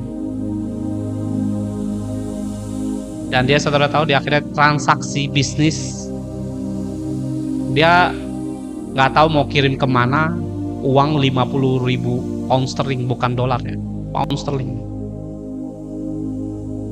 50.000 pound sterling, kaliin aja nggak tahu berapa miliar tuh. Dia mau kirim ke mana, Amerika atau kemana saya lupa. Itu salah transfer. 50.000, bukan 50.000 rupiah, pound sterling. Ditelepon sama pihak bank udah 3 kali. Bener Pak, mau kesini, nggak pernah. Maksudnya secara historical tuh nggak pernah transfer ke rekening ini. Ditelepon sama pihak bank dari luar, ditanya, nggak apa-apa, transfer. Dan ini ditipu berkali-kali, kena. Saya berdoa saudara punya apapun, masuklah dalam rencana Tuhan. Punya hati yang sederhana ya. Saya punya misalnya gini, mohon maaf ya, saudara mungkin bisa orangnya menghibur, bisa jadi berkat kok. Masuklah dalam rencana Tuhan, apapun itu. Saya bisa main sulap mungkin ya, contoh gitu ya. Bisa menghibur orang mungkin yang hatinya lagi sedih, contoh kayak Ya tadi saya udah contohin ya beberapa namanya kehidupan saya. Saya mau punya rumah kontrakan loh. Saya udah nampung orang puluhan di sini. Bukan 1-2 orang. Puluhan. Orang-orang yang ditolakin semua saya tak tampung, mau makan mau apa tak siapin. Tapi hidup harus bertobat. Kalau main-main saya nggak mau. Itu. Ya di dalam Amsal 28 ayat 22. Orang yang kikir tergesa-gesa mengejar harta dan tidak mengetahui bahwa ia akan mengalami kekurangan. Dan pengusaha ini nangis, saudara. Dia cerita sama istri saya, bukan nangis sih, sedih lah. Iya ini gini. Terus saya dengar kabar itu, saya pikir, ya sudah. Kalau uangmu nggak bisa masuk dalam rencana Tuhan, iblislah yang akan ngerusak semua itu. Kalau saudara nggak bisa masuk dalam rencana Tuhan, iblislah yang akan ngerusak iman. Makanya jadilah hidup dalam planning of God, apapun itu. Di dalam Yesaya 60 ayat yang pertama ini, bangkitlah jadi terang. Jadi terang itu saudara itu jadi garam, pembawa firman, pembicara firman, jadi contoh bagi orang lain. Ya, dan sebab terangmu akan datang. Jadi terangnya nggak akan, bukan namanya kalau saudara namanya jadi pelaku firman Tuhan, Tuhan akan sertai jalan saudara. Dan kemuliaan Tuhan terbit atasmu, artinya Tuhan menjanjikan mujizatnya. Tuhan akan bukain jalannya. Bukan namanya dengan biasa-biasa aja. Makanya saya bilang waktu berapa kali saya khotbah, kalau saudara hidup dengan Tuhan dengan benar, mujizat tuh harusnya kita lihat tuh hari demi hari bahkan. Jangan bilang, ya saya hidup bangun tidur bisa menghirup udara aja juga berkat daripada Tuhan. Jangan ngomong, kucingnya juga bisa ngomong yang sama kok. Saya bisa menikmati, bisa bergerak gini. Jangan ngomong, semua orang juga ngalamin yang sama. Disuruh Tuhan jadi terang. Apapun keterpurukan saudara, bangkitlah malam hari ini. Dan paksa. Kalau misalnya dengerin orang Kristen, kalau saudara namanya hidup dengan penuh dengan ketakutan, dengar baik ya, ini mau jebol misalnya. Tahanan pikiranmu jebol. Kenapa? Diserang terus sama iblis, takut pasti gentar. Kalau saudara namanya Tuhan protect pikiranku, sembah dia, sembah Tuhan, sembah sampai saudara lihat mujizat.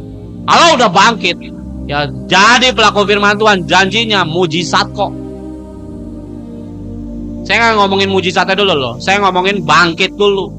Jadilah pelaku firman. Pelaku firman itu apa? Sembah dia, itu juga pelaku firman. Ya tolong orang lain, itu juga jadi pelaku firman. Masuklah dalam rencananya, maka mujizat akan menyertai hidup saudara.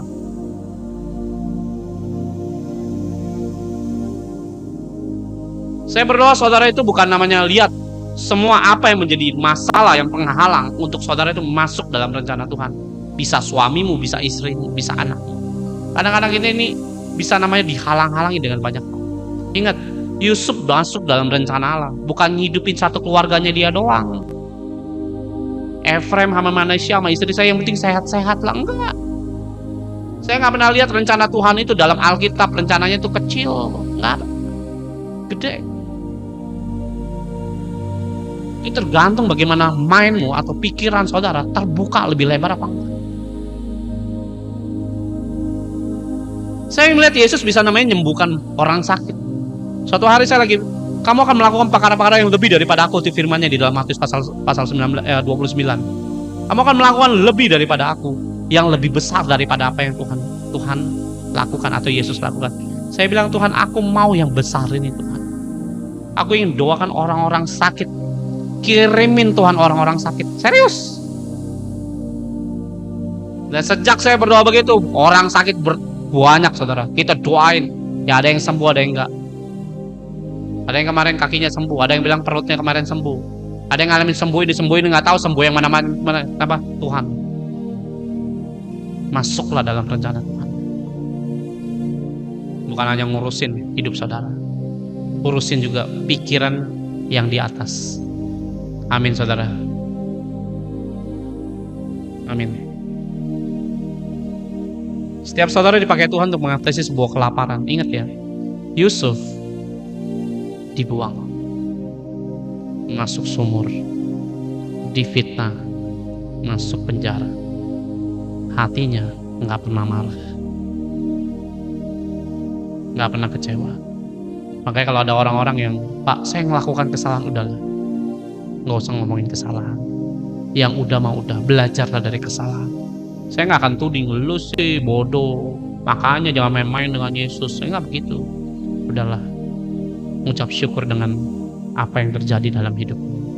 Bangkitlah, jadi terang sekarang, jadi pelaku firman, jadi penyembahnya Tuhan, jadi pendoanya Tuhan. Ayo jadi namanya penginjilnya Tuhan, jadi pemberita kabar baik buat Tuhan. Maka mujizatnya akan nyertain hidup kita. Itu firmannya. Bangkitlah jadi terang. Ya, di ayat yang kedua, sebab sesungguhnya kegelapan menutupi bumi. Saudara hidup tanpa Tuhan, hidupmu akan gelap. Lu digesek, mengalami kebangkrutan, mengalami hutang, mengalami belum dibayar, nggak usah pikirin dulu itu semua. Makanya kalau saya orang konseling sama saya nggak ngurusin masalahnya dulu. Saya ngurusin hatinya dulu, kerohaniannya dulu. Beberapa nih orang yang lagi nonton ya, ini juga ada teman-teman kami. Waktu saya tanya siapa yang lagi susah, nah beberapa kan lagi pada saya pak. Nah beberapa kali teman-teman saya nggak ngalamin itu. Saya tanya itu, kenapa? Karena saya ngeliat bahwa hidupnya dia jadi rencananya Tuhan. Nah kalau dalam rencananya Tuhan, Tuhanlah yang proteksi. Semua kebutuhan, keperluan saudara, Tuhan perhatiin. Gak usah minta pun sebenarnya Tuhan udah siapin. Istri saya tinggal ngomong, Tuhan pengen dong nginep di hotel, dibukain Tuhan. Ternyata waktu kita datang ke hotel, ngurusin jiwa-jiwa juga di situ. Ditemuin Tuhan seorang ya orang lagi bergumul dalam masalah, ketemu ngobrol di hotel. Tuhan tuh bisa namanya jadi sutradara yang ajaib bagi kita.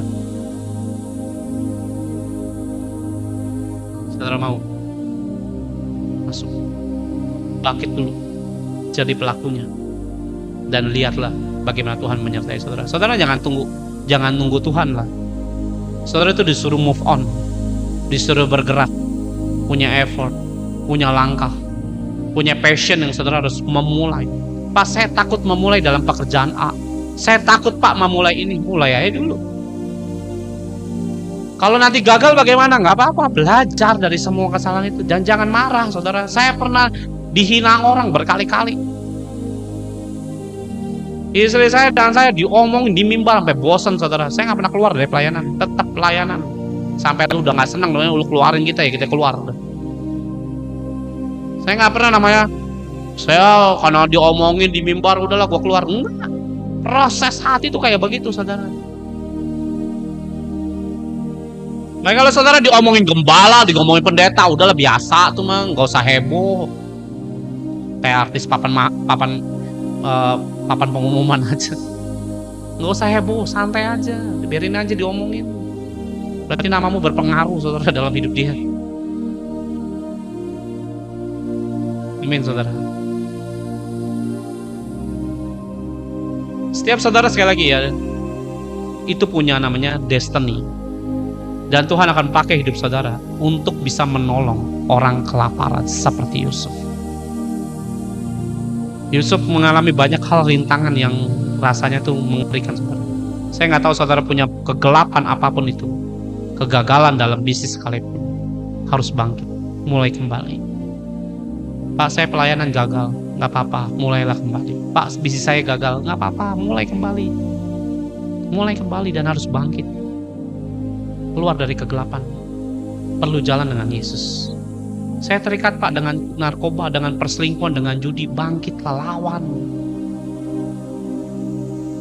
Saya di ujung perceraian Pak, di ujung kebangkrutan. Belajar dari itu semua, mulailah bangkit. Tuhan tuh tolong kita tuh dengan sangat mudah kok sebenarnya. Yusuf bagaimana namanya waktu diproses, ujungnya kita nggak tahu kalau kita nggak baca firman. Dia memberi makan bukan hanya keluarganya, istrinya juga namanya Potifera, anaknya Efraim dan Manasye. Dia punya 2 anak. Dan Yusuf bukan ngurusin cuman keluarganya doang, dia memberi makan seluruh suku bangsanya dia. dia memberi makan satu muka bumi ini lewat tangan Yusuf. Kalau itu Tuhan yang sama menyertai Yusuf, Tuhan yang sama nyertain saudara. Makanya kalau saudara misalnya, Pak saya pengen Pak jadi Yusuf akhir zaman, mulailah dari yang paling kecil bisa kita berkati. Jangan jadi omongan, oh saya sudah begini, udahlah gak usah diomongin lah, cuma kecil doang cuma. Bikin gaya hidup kita ini memberi makan orang lapar. Maka saudara akan masuk dalam planning ya Tuhan, kelak akan besar. Ya, saya tuh sering kali ngajarin gini, punyalah wadah untuk hidup di dalam Tuhan. Karena berkat Tuhan itu bukan untuk kita nikmati secara private, tapi ada orang-orang yang kita butuh tolong lewat tangan kita. Kadang-kadang Tuhan nggak mau turun tangan, biar kita yang turun tangan, tolong. Tapi dengan hikmat Tuhan. Jadi Tuhan tuh nggak perlu capek, tapi lewat tangan kita bisa jadi berkat, memuliakan nama Yesus. Amin, saudara. Nah, kalau saudara misalnya tahu bahwa Yusuf itu mengalami proses begitu hebat, dia punya hati itu belajar. Kenapa saya bilang dia belajar? Dengar, ya Yusuf memberi makan dan bisa mengatur, memanage semua makanan tabungan dari semua benih-benih yang Tuhan siapkan dalam kehidupan Yusuf. Saya menjadi pertanyaan itu cuma berpikir begini, Yusuf belajar dari mana? Loh ini bangsa loh, bukan keluarga kos-kosan saudara. Ini bangsa loh. Saya berpikir ini ngurusin bangsa ini butuh orang pinter. Kita misalnya jadi menteri di Indonesia, kamu sekolah aja kagak lulus, gimana mau ngurus misalnya begitu. SD aja bolos-bolosan, contoh gitu ya. Ini butuh orang pinter. Ini ngurusin bukan hanya Mesir, seluruh dunia diurusin sama Yusuf. Bagaimana caranya mengelola. Mau tahu dari mana dia belajar? Dia masuk namanya pembuangan. Kita bisa belajar dari itu. Ya, pembuangan bicara tentang apa? Manusia nggak bisa tolong saudara. Artinya satu-satu hal yang bisa saudara andalkan cuma Yesus. Dan memberikan keselamatan di tengah-tengah dibuang hidupmu. Karena entah kamu miskin, buruk rupa, mungkin nasibmu jelek apa segala macam, cuma Yesus. Yusuf diajarin untuk masa pembuangan itu cuma berharap dengan Tuhan dan Allahnya. Masuk ke sumur, tidak ada airnya sumurnya. Di dalam Kejadian pasal 39. Bicara tidak punya uang. Dia nggak bisa mengandalkan uang untuk memulai hidup. Dia mengalami banyak kesengsaraan, tapi dia bisa belajar dari namanya proses dan bukan marah. Yang ketiga, dia difitnah, lari namanya dari dosa perzinahan. Dia ngatur semua rumah Potifar. Yang keempat, dia masuk ke penjara. Dia ngatur juga di penjara. Di manage semua, sampai Alkitab mencatat di kepala penjara tidak perlu turun tangan, Yusuf semua yang ngurusin.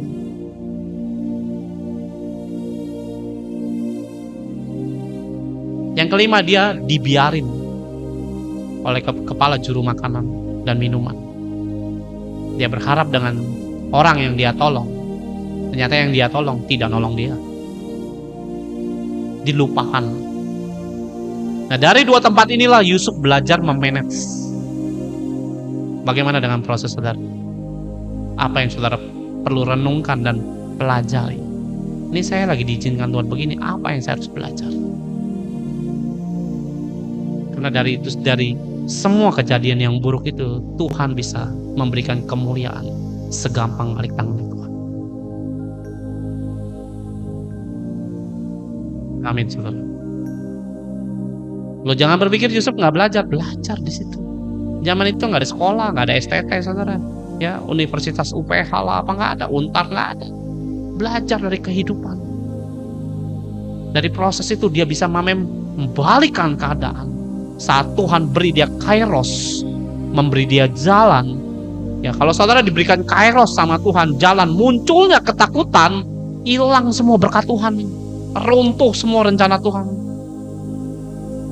Dalam kesendirian dia nggak takut. Kenapa? Dia berpikir Tuhan pasti penolong.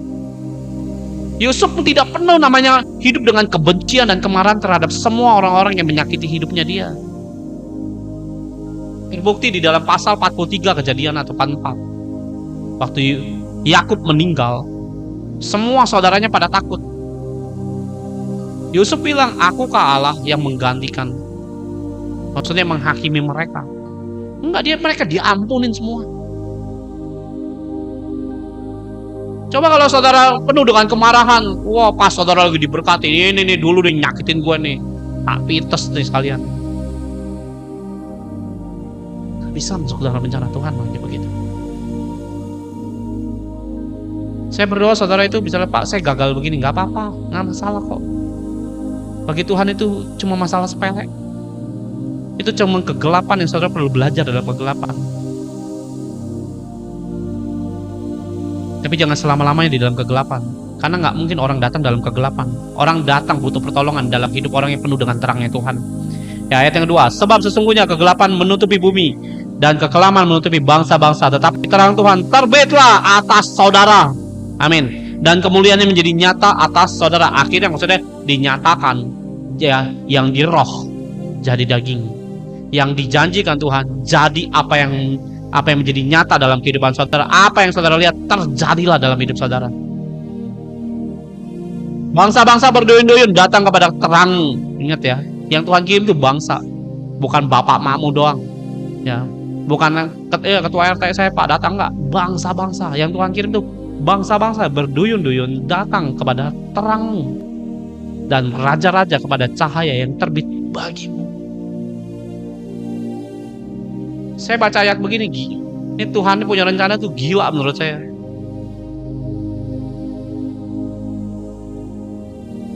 Suatu hari saya bertobat ya. Saya ini bukan orang Kristen awalnya.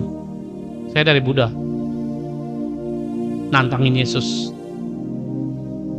Menghujat Yesus pula saya. Akhirnya saya sakit. Mau mati. Didoakan hamba Tuhan, saya sembuh. Dari situ saya ikut Yesus. Dari situ saya datang ke gereja, saya disuruh bersaksi. Saya ini orangnya introvert, tidak suka namanya keramaian, dan saya nggak bisa namanya tampil di depan banyak orang, nggak bisa. Nggak usah banyak orang, 4-5 orang aja saya nggak bisa. Jadi ngomong gitu ya, pegang mic, takut saya langsung gemeteran. Kalau saudara yang saat ini kayak begitu, ingat, kok bisa tampil Pak sekarang di TikTok kayak begini-begini? Rencana Tuhan, bukan rencana saya. Rencana saya akan mati dengan kemaluan saya. Maksudnya bukan dengan kemaluan itu dalam arti ya, dengan namanya keminderan saya sendiri.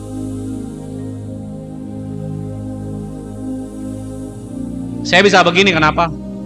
Planningnya Tuhan. Tuhan lah yang suruh saya khotbah di sini di TikTok. Ya, kamu bikin media ini, kamu bikin kesaksian ini, semua Tuhan yang ngajarin saya.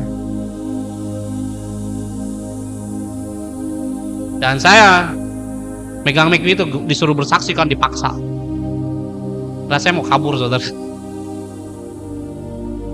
Ya, saya bersaksi, saya terima Yesus begini bla bla bla bla bla bla bla bla bla. Amin. Dan turun saudara. Minggu depan disuruh lagi bersaksi. Saya maju, lebih percaya diri sedikit, naik. Dengerin, saya bersaksi begini. Saya udah bersaksi bla bla bla. Terakhir saya ngomong begini. Saya mau jadi berkat bagi banyak orang. Pengen nyenengin hati Tuhan. Saya nggak tahu tiba-tiba ngomong begitu. Saya ini bukan tipe orang yang suka nolong orang, bukan.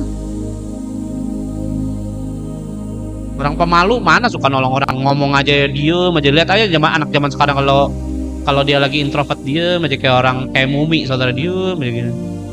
Ngeliat makanan kayak nggak ada gairah sama sekali. Saya banyak nemuin anak-anak Tuhan tuh kayak gitu sekarang, diem aja. Ya orang kena corona enggak, tapi kok kayak kena corona gitu.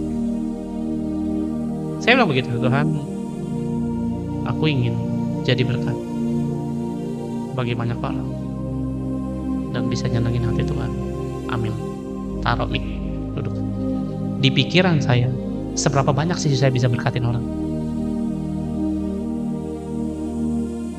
Kalau saudara ngomong kayak begitu, jadi berkat bagi banyak orang. Seberapa banyak sih bisa berkatin orang? Ya. Itu 2011, saya ngomong begitu. 2020, 2021, 20 lah lebih tepat. Saya disuruh Tuhan bikin kesaksian ini, bikin ini. Rencana Tuhan dimulai 2020. Ngomongnya 2011. 2020 baru dikerjain sama Tuhan. Saya udah tolong orang ya, paling cuma 1-2 orang, puluhan, gitu-gitu udah. Di otak saya kalau saya pengen berkati banyak orang ya paling cuma cepet 1000 lah. Itu udah banyak lah, 1000 orang udah banyak lah. Ya kan? 2020 saya disuruh Tuhan bikin video ini, kamu bersaksi. Kamu bikin ini. Tak bikinin semua. Saya ini bukan tipe orang bisa ngomong, saudara. Maka di video saya yang tentang puasa, kok ngomong muter-muter, itu saya nggak pakai video tuh, nggak pakai editan, saudara. Sekali ngomong, makanya kadang-kadang ngomong suka muter-muter. Nggak ada editannya di YouTube saya. Ngomong tuh muter-muter. Saya bersaksi, ngomong lancar, ya. Bikin video ini. Saudara tahu, saya jutaan orang berkatin orang. Di otak saya 1000 aja itu udah banyak. Saya pernah nonton satu video yang saya posting blog gitu, dia tonton 2,7 juta orang. Saya lihat setelah saya bikin video itu 2 tahun kemudian, saya lihat historical video yang saya buat dan saya kaget. Di situ saya lihat jutaan orang yang nonton. Kesaksian saya berapa ratus ribu orang. Dari situ saya berpikir rencana Tuhan itu besar, tapi iman kita nggak cukup besar. Kadang-kadang kita berpikir 1000 aja udah banyak, ini ratusan sampai jutaan. Tuhan tuh pakai saudara untuk berkati banyak orang. Pak, saya ditolong, saya pengen Pak bersaksi, bikinlah video, nggak usah cari panggung. Oh, saya mau ke gereja ini, mau nanti ini cari pelayanan, nggak usah, bikin aja sendiri. Saya nggak pernah suka dengan orang-orang ya, mohon maaf ya. Undang saya dong, halus. Saya pelayanan sampai ini nggak pernah, undang gue dong. Geli saya kayak gitu, jujur aja. Kenapa? Nggak hidup dalam terang. Nah, beberapa kemarin ya, 1 bulan yang lalu, Januari, ada orang-orang kayak gitu, undang saya dong. Undang lu ke kuburan mau nggak sih? Apa yang doain orang mati terus bangkit? Amin. Bagaimana dengan saudara? Alammu tuh besar, rencananya ajaib. Kalau saudara nggak masuk dalam rencana Tuhan, kamu akan hidup dalam kepahitan dan kemarahan.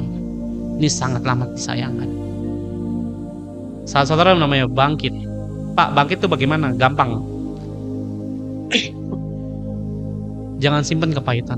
Orang kepahitan pasti ngomongin masa lalu, saudara. Wah, dulu saya disakitin, ngomongin tuh yang ngenes-ngenes, saudara. Saya kayak gini bersaksi bukan ngomongin hal-hal yang buruk, tapi bagaimana hal yang dulu rasanya nggak mungkin, Tuhan buat mungkin ternyata. Nah, kalau ciri orang kepahitan, ngomongin yang udah-udah itu berkali-kali, muter aja di situ. Setiap ketemu ngomongin itu tuh orang kepahitan. Orang kayak gitu dulu jangan lihat namanya kemuliaan Tuhan tuh. Kamu akan lihat bangke namanya, kebusukan dan kematian. Kepahitan nggak pernah namanya memunculkan sebuah kehidupan yang baru. Kamu akan lihat sakit penyakit dalam kehidupanmu sendiri. Kalau misalnya, Pak, saya benci dengan suami saya nggak menyukai anak saya nggak suka dengan orang tua. Kamu akan ciptakan sesuatu yang rusak dalam kehidupanmu. Nggak akan dipakai Tuhan yang kayak gitu. Belajar. Coba Yesaya 43 ayat yang 18. Yesaya 43 ayat yang 18. Sebelum saya masuk tadi saya baca lagi dan Yesaya 60 ayat yang kedua. Sebab sesungguhnya kegelapan menutupi bumi. Ya, bumi ini ngajarin kita banyak hal yang mengerikan. Makanya Tuhan di dalam Kolose 3 ayat yang kedua, pikirkanlah perkara yang di atas. Kalau mau pikirin bumi, gelap yang mau pikirin. Pak, saya belum bangkit-bangkit, Pak, mikirin bumi mulu soalnya. Mikirin yang di atas, terang. Pak, saya belum sembuh-sembuh, mikir bumi soalnya. Nah, kalau gue sehat, gue mau keluar negeri, mau ini, bumi mulu yang dipikirin. Nggak memuliakan yang di atas. Saya belum sembuh, Pak. Saya banyak lihat orang pikirin yang di atas. Ada orang, kamu nazar sama Tuhan, kalau kamu sembuh, jadilah pelayan Tuhan. Ngomong gitu. Saya ngomong gitu sama Yesus. Tuhan, kalau engkau sembuhkan aku jadi pelayan. Sembuh saya. Dan Tuhan pakai dalam rencananya yang ajaib. Yesaya 43:18, firman-Nya, janganlah ingat-ingat yang dahulu, dan janganlah perhatikan hal-hal yang dari zaman purbakala. Ya, zaman batu kamu ngomongin. Dulu waktu saya kecil, mama papa saya kelaparan. Mau sampai kapan ngomongin begituan? Dulu saya disakitin suami saya. Udahlah, gak usah drama lah. Mau mujizat gak? Mau. Ya lupain tuh semua. Buang, beresin, hajar. Disakitin tuh gak enak, jangan nyakitin Tuhan. Dihianatin tuh gak enak, jangan hianatin Tuhan. Ya, dibohongin tuh gak enak, makanya jangan bohongin Tuhan. Amin. Ya, jadi jangan ngomongin lagi, dulu saya pelayanan gini, gak usah ngomong dulu-dulu lah. Sekarang kenapa? Sekarang saya penyakitan, ya udah ngomongin penyakit aja sekarang. Dulu saya pelayanan mau, wow, urapannya. Sekarang nggak punya apa-apa, ya sudah ngomongin aja sekarang. Belajarlah terima kenyataan, gak usah ngomongin dulu. Ngomongin dulu mau ngapain gitu loh. Orang kalau ngomongin dulu, kalau nggak ngomongin kepahitan, ngomongin kebanggaan dirinya sendiri, pasti ngomongin begituan.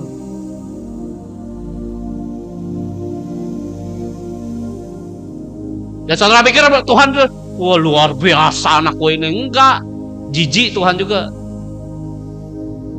Ngomong begini mulu, kapan selesainya sih? Bangkitlah. Suatu hari saya pernah namanya keterpurukan, saudara. Saya ini tipe orang yang nggak berani berbaur dengan banyak orang.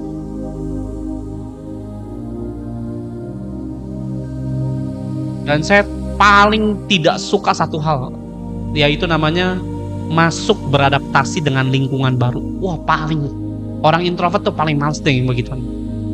Masuk SD, SMP, SMA, kerja, ketemu orang ini, itu rasanya mindernya luar biasa. Ke gereja A, wah gereja saya diomongin sama pecici-cici gerejanya, wah sampai malu saya. Diledek-ledekin, dihina-hina.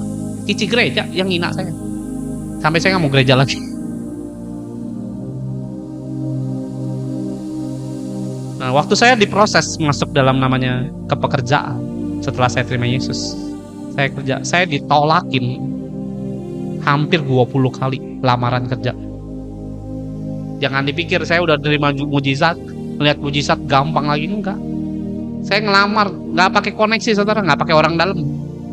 Ngelamar bener-bener pure, normal dan murni. Ditolakin 20 ada kali. Interview sono, interview sini, interview, ditolak terus. Sampai saya rasa tuh gila ini. Saudara tahu orang minderan dibegituin tuh rasanya tuh mau lompat saudara dari lantai 40. Dan akhirnya saya bilang sama Tuhan, ini maunya apa sih Tuhan? Ternyata Tuhan lagi bangun mental saya. Tuhan ketemu banyak orang. Akhirnya saya dibangun lewat begitu. Akhirnya saya keterima kerja. Saya kerja 2-3 tahun. Dari 3 tahun itu saya kerja. Apa yang saya pelajari dari proses itu? Saya belajar begini. Tidak ada satupun manusia tidak bisa meraih apapun yang kamu inginkan dengan Tuhan. Kamu mau belajar apapun, semua pasti bisa. Mau belajar, saya nggak ngerti teknologi. Selama hatimu mau belajar, semua bisa. Nggak ada yang nggak bisa. Saya belajar ini. Di dalam kantor itu saya hal-hal yang saya nggak pernah ngerti. Saya belajar, semuanya Tuhan urapin, bisa kok. Makanya saudara-saudara namanya hidup pun ada tantangan dikit. Lu saya nggak bisa, jangan ngomong nggak bisa dulu, kerjain dulu. Bisa kok pasti. Tapi kalau saudara malas, itu nggak ada obat. Kalau udah malas nih, udah tinggal nunggu mati aja dengan begitu. Serius, manusia kalau udah malas, udahlah itu nggak ada obat. Tapi kalau saudara pengen belajar, apa aja pasti bisa. Saya punya trauma dalam marketing. Kerja marketing itu trauma saya. Tapi saya berpikir setelah saya jalan sama Tuhan, saya kalau ditanya nih, kamu bisa kerja ini nggak? Ya saya sih nggak bisa. Tapi kalau dikasih kesempatan, pasti bisa. Saya gitu kalau ngomong. Di multimedia ini bisa nggak? Gampang. Ada kesempatan nggak masalahnya? Udah gitu aja saya bilang. Ada, belajar saya bilang. Dengerin orang Kristen, jangan bilang, oh yang ini saya nggak punya keahlian, nggak punya kemampuan. No. Mau apa enggak pertanyaannya? Mau, kerjakan, belajarin, pelajarin, kenali. Masuk dalam rencana Tuhan, saudara nggak bisa kenali itu semua. Gimana mau dipakai Tuhan? Saya belajar dari situ. Oh iya ya Tuhan, tidak ada ya, ingat ya. Saya lupa di Kejadian berapa. Tuhan tuh bilang gini. Tuhan tuh bilang sama siapa saya lupa lah. Sejak hari ini apa yang dia lakukan bisa berhasil atau berhasil. Saudara mau ngerjain apa aja tuh bisa sebenarnya. Ya, saya berdoa saudara kalau bisa Pak, saya mau masuk dalam rencana Tuhan. Amin. Tapi belajar. Orang ikut Tuhan nggak belajar nggak bisa. Ya firmannya, janganlah ingat-ingat hal-hal yang dahulu dan janganlah perhatikan hal-hal yang dari zaman purbakala. Pak, saya punya kemarahan Pak terhadap beresin. Saya dihina Pak dalam pelayanan, beresin. Saya dihianatin Pak, beresin. Kenapa Pak mesti beresin? Ayat 19. Yesaya 43 ayat 19. Lihat, Yesus hendak membuat sesuatu yang baru. Jadi yang lama buang, yang sekarang sudah tumbuh. Belumkah kamu mengetahui? Ya, Yesus hendak membuat jalan di padang gurun dan di sungai-sungai, di padang belantara. Padang gurun nggak mungkin ada jalan, tapi Tuhan bisa buka jalan. Rasanya bisnis saya udah nggak ada lagi Pak yang mau dikerjakan, nggak ada lagi orang yang mau investasi. Tuhan bisa mendatangkan berkat dari mana aja. Udah nggak usah ngomongin nih masalah buang. Pak saya nyesel Pak, pernah ngambil keputusan yang salah, udah buang. Nggak perlu diomongin tuh. Maju, bangkit, jadi terang, maka terangmu akan datang. Dan kemuliaan Tuhan terbit atasmu, bukan atas saya aja, atasmu. Itu janji Tuhan terhadap anaknya. Kalau di luar Kristen, di luar kepercayaan kepada Yesus, tidak berlaku janjinya. Janjinya ini ditetapkan untuk saudara dan saya. Ya, Yesus hendak membuat jalan di padang gurun. Apa masalah? Tuhan buka jalan. Apa yang menjadi tantang? Masuk dalam rencananya Tuhan, bukan dengan pikiran saudara. Saya merencanakan begini-gini. No way. Rencana Tuhan saja yang saudara perlu jalani. Karena dia akan membukakan jalan-jalan yang mustahil untuk saudara bisa nikmati dalam anugerahnya yang besar. Saya berdoa saudara bisa paham firman ini. Ya, jangan saudara namanya menyimpan lagi. Ya saya ngomongin titik masalahnya. Saya ngomongin hasil perbuatan tangan Tuhannya apa. Kalau saudara berpikir tentang namanya khotbah mujizatnya doang, gampang. Dengerin begitu mah gampang. Khotbahin begitu juga gampang. Tapi saya juga kasih namanya masalahnya terjadinya apa di dalam hidup manusia. On the prosesnya bagaimana. Saya ceritain supaya saudara bisa belajar. Oh ternyata begini ya ikut Tuhan. Jadi saudara bisa ngerti. Gak usah ada penyesalan yang terlalu besar. Oh saya ditinggal pacar Pak, pengen bunuh diri. Bodoh itu. Hidupmu emang buat gituan doang Pak. Enggak. Siapa yang mau masuk dalam rencana Tuhan? Beri makan orang. Beri makan. Yusuf dipakai Tuhan dalam rencananya, memberi makan. Daud dipakai Tuhan, masuk dalam rencananya, memimpin satu bangsa. Kenal Yesus. Amin saudara. Masuk. Kalau bisa lihat Pak, saya ada tantangan begini, bangkit, lawan. Jangan nungguin Tuhan lah. Ya sampai kiamat saudara kayak begitu. Minta pimpinan Tuhan dalam kehidupan saudara supaya saudara bisa masuk dalam keajaiban Tuhan. Mazmur 33 ayat 11 dan 12 ya.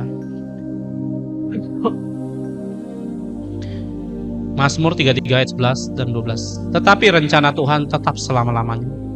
Rancangan hatinya turun-temurun. Artinya anak cucumu dipelihara Tuhan. Berbahagialah bangsa yang Allahnya ialah Tuhan atau Yesus. Suku bangsa yang dipilihnya menjadi miliknya sendiri. Kamu akan jadi kepunyaan Tuhan. Masuk dalam planningnya Tuhan. Jangan lari, jangan kabur. Kalau saudara misalnya, Pak, saya nggak tahan Pak dalam rencananya Tuhan, minta kekuatan. Jangan sombong-sombongan dengan Tuhan. Nggak mampu bilang mampu. Oh saya sih bisa, malah tambah susah saudara. Ya akui. Karena pernah ada kesaksian seorang ibu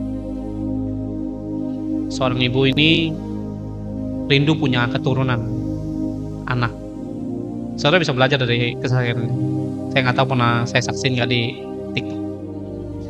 Ya, dan ibu ini orang gereja pelayanan di Surabaya.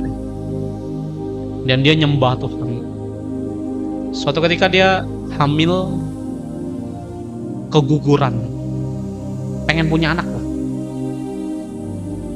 Hamil keguguran dan terjadi 4 kali. Bayangin saudara, 4 kali. Saya sih nggak pernah hamil ya, karena saya pria ya. Kalau saya hamil ya berarti saya laki-laki jadi-jadian saudara. Kali keguguran. Setiap dia keguguran, enggak Tuhan, aku kuat. Yesus tetap baik. Keguguran yang kedua, aku tetap kuat. Yesus tetap baik. Keguguran yang ketiga, aku kuat Tuhan, Engkau tetap baik. Yang keempat kalinya, dia saudara tahu, dia berdoa di hadapan Tuhan, kenapa kau perlakukan aku seperti ini? Ini kesaksiannya masuk YouTube. Kenapa engkau perlakukan aku 4 kali keguguran? Dan entah dia lagi berdoa, nangis saudara, 4 kali nangis, nguring-nguringan. Dia lagi berdoa. Dan dia akhirnya selesai berdoa seperti itu, dia ke gereja. Tetap ke gereja dia. Tapi dia bilang, hatiku tuh marah terhadap Tuhan. Kenapa aku diperlakuin seperti ini, dia bilang. Dia lagi nyembah, nangis, ngomel. Saudara, orang lagi nyembah, dia ngomel. Aku ini berusaha bersyukur di hadapan Tuhan.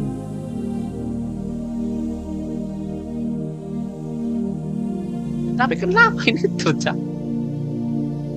Ngoceh deh, orang lagi nyembah, di gereja lagi nyembah. Ngoceh. Saudara tahu, dia dengar suara Tuhan. Tuhan tuh ngomong begini sama dia, karena engkau merasa kau kuat. Akui kelemahan, aku akan tolong. Kadang-kadang kita ini ngomong ngerasa bersyukur, sok kuat. Dia dengar suara Tuhan, muncul suara kencang, karena kau merasa kau. Jangan merasa hebat. Akui kelemahan, aku akan tolong. Di tengah-tengah penyembahan, dia sujud. Dia bilang, aku Tuhan.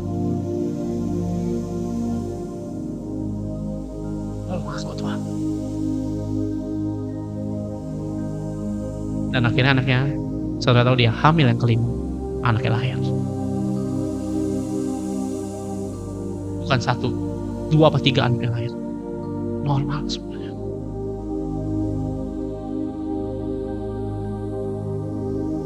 Rencana Tuhan terhalang kadang dengan kesombongan kita. Kita berpikir kita bisa mengandalkan pikiran kita. Kita bilang, oh aku kuat Tuhan, ucap syukur. Ternyata salah di hadapan Tuhan. Saya juga awalnya nggak ngerti dengan cerita begitu. Apa yang salah Tuhan dengan ini? Dia ceritain. Aku merasa kuat. Orang pelayanan, orang Kristen. Apa kelemahan? Naikkan di hadapan Tuhan. Tuhan, aku nggak mampu lagi dengan penyakitku, dengan masalah utang, dengan masalah ini, masalah itu. Tolong ya. Dialah yang baik loh. Rencananya turun-temurun selama-lamanya. Artinya hidupmu itu dalam tangan Tuhan, jadi miliknya Yesus. Saya nggak tahu kegelapanmu apa yang saudara jalani. Tapi saudara perlu bangkit. Wanita ini disuruh bangkit. Bangkitnya ngapain? Ngakuin bahwa kamu nggak salah.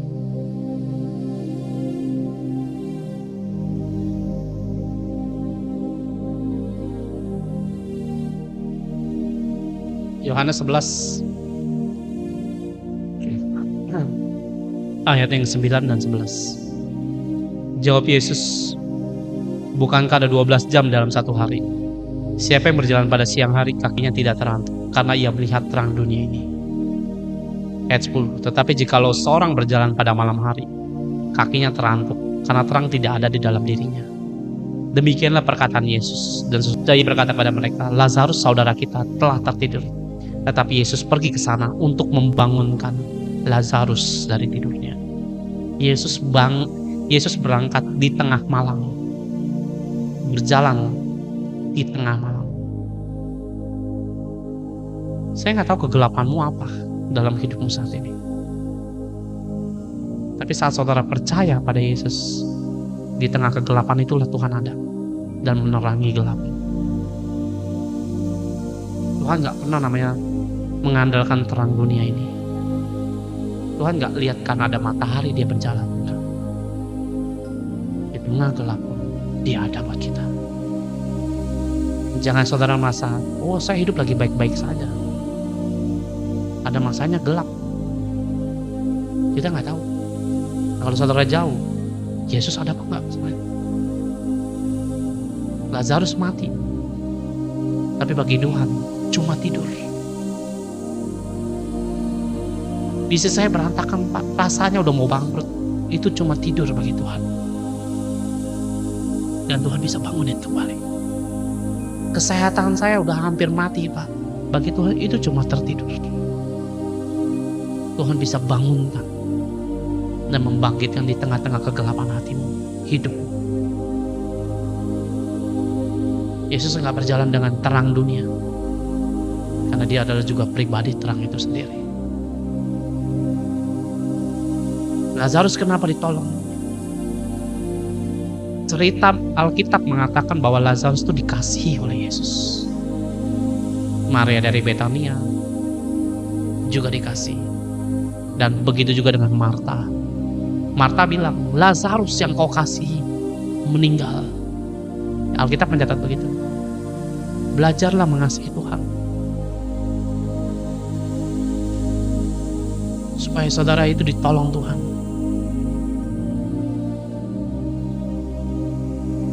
Saudara mengasihi Yesus.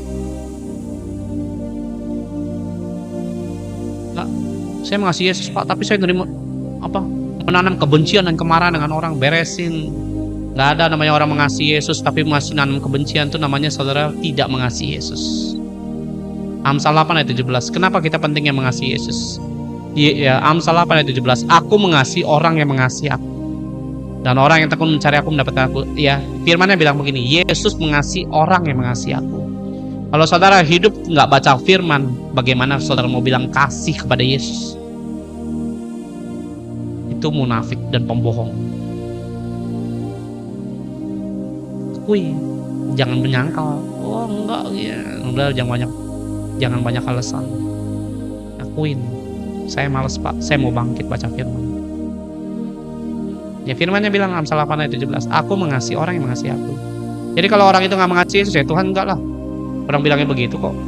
Matius 7 ayat 23. Sungguhnya aku berterus terang, aku nggak mengenal engkau. Belajar kasih Tuhan. Karena di dalam Yohanes pasal 9 ayat 11, ayat yang 9 dan 11, Yesus berjalan di dalam tengah-tengah kegelapan saudara. Apapun kegelapan saudara, Tuhanlah terang. Saudara perlu bangkit dan nikmati anugerah Tuhan dengan kuasanya yang ajaib. Jangan saudara berlari menjauh daripada Tuhan, karena saudara makin terpuruk. Rencana Tuhan saudara perlu ikutin. Kalau Tuhan minta ngampunin ya ngampun. Kalau Tuhan minta nabur ya nabur. Kalau Tuhan minta kamu melayani ya melayani. Kalau Tuhan minta namanya tolong orang A, orang B, orang C, ampuni orang tuamu, doakan orang tuamu, doakan orang sakit, masuklah dalam rencana, karena itu yang membuat hidup saudara baik. Jangan ditolakin.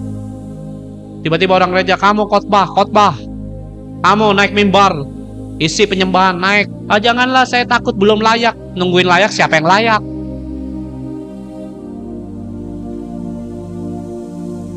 Manusia nggak ada yang benar kok. Persiapin, masuk dalam rencananya. Tuhan akan bawa hidupmu. Saya pengen keluar negeri, mana tahu lah pelayanan saudara ke bangsa-bangsa gratis, nggak perlu keluar duit. Ayo, benar, rencana Tuhan tuh luar biasa besarnya dan ajaibnya. Masuk, banyak orang pelayanan, suruh pelayanan takut, suruh doa takut, ini takut, ini takut. Bapakmu Yesus apa Lucifer? Pertanyaannya. Karena Yesus nggak pernah ngajarin kita takut ini takut itu, enggak. Tuhan cuma mau meyakinkan yang kamu takutkan dengan terangnya Tuhan tidak seperti yang kamu takutkan. Amin, saudara. Ayat terakhir saya tutup dengan satu ayat ini. Yesaya 60 ayat yang 19. Bagimu matahari tidak lagi menjadi penerang pada siang hari, dan cahaya bulan tidak lagi menjadi terang pada malam hari. Tetapi Yesus akan menjadi penerang abadi bagimu, dan Allahmu akan menjadi keagungan. Ya, matahari tidak akan menjadi penerang bagimu, bulan tidak akan menjadi terang dalam malam, tapi Tuhan jadi terang yang abadi bagi keagungan. Saudara nggak lagi namanya hidup karena uang, karena skill, karena suami saya Pak. Kamu nggak lagi ngandelin namanya semua apa yang kamu punya. Tapi firman Tuhan sanggup membuka jalan. Saya ditolak Pak, tenang. Saya nggak disukai orang Pak, tenang. Tuhan suka dengan saudara. Kalau hati saudara mau bangkit, melakukan terang dan jadi terang bagi orang, maka kemuliaannya, janjinya Dia jadi milik saudara dan saya.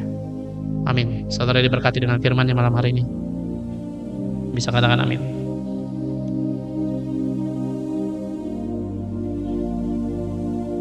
Saudara yang rindu untuk memberikan persembahan, saudara bisa klik nama saya di sini. Di situ ada nomor rekening persembahan. Saudara kalau misalnya Pak, saya pengen memberkati pekerjaan Tuhan lewat hidup Bapak dan lain sebagainya, silakan saudara bisa memberkati. Nah, yuk kita berdoa. Ya, saudara yang mau didoakan nanti bisa tulis sambil saya berdoa. Ya, Pak, saya minta didoakan A, B, C, silakan. Ya, kita berdoa. Yuk, terima kasih Roh Kudus. Kami berdoa Tuhan. Kami nggak mau hidup dengan rencana pikiran kami. Kami nggak mau rencana dunia masuk dalam hidup kami. Kami tahu kami harus bangkit dari kegelapan yang kami jalani hari-hari ini. Bumi ini penuh dengan kegelapan.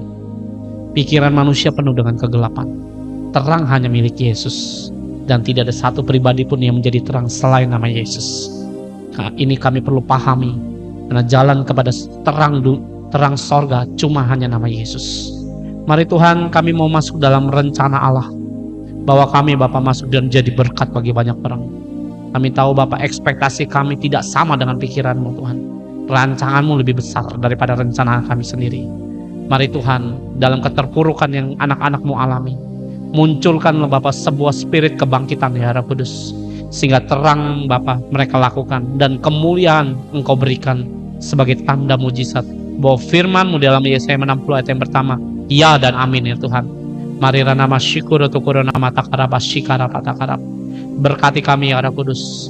Berkati kami dengan kekuatan. Kami tahu Bapak, kami nggak cukup punya kekuatan, punya kemampuan pun tidak cukup Bapak, luas Bapak. Mari Tuhan, kami mau mengakui semua kelemahan-kelemahan kami di hadapan Engkau. Karena di saat kami mengakui kelemahan kami, Engkau Allah yang berkuasa menyempurnakan hidup kami. Mari Roh Kudus, biarlah Bapak hutang anak-anak-Mu lunas dengan kuasa-Mu ya Ranama Shikara Patakaraba. Sakit apapun sembuhlah dengan kuasa Tuhan. Mari Tuhan, biarlah setiap Bapak orang-orang yang Bapak yang mengalami setiap keterpurukan Bapak, biar pertolongan tangan mujizat-Mu Tuhan terjadilah malam hari ini. Di dalam nama Yesus, masukkan kami rencana-Mu. Kami harus memberi makan orang lapar ya Tuhan. Kami masuk Bapak dalam rencana-Mu Bapak, untuk memberikan Bapak setiap Bapak apa yang sudah Kau contohkan dalam hidup kami. Dalam nama Yesus, berkati kami dan berkatilah Bapak dengan kuasa-Mu. Terimalah berkat Allah Abraham, Ishak dan Yakub. Terimalah berkat kota, berkat bangsa-bangsa, berkat prematur. Terimalah dengan kuasa Tuhan, ekonomi sorga, biar turun menjamin setiap kehidupan anak-anak-Mu. Dalam nama Yesus, biar kami turun temurun Bapak, kepunyaanmu selama-lamanya, dimeteraikan dengan kuasa nama Yesus. Amin.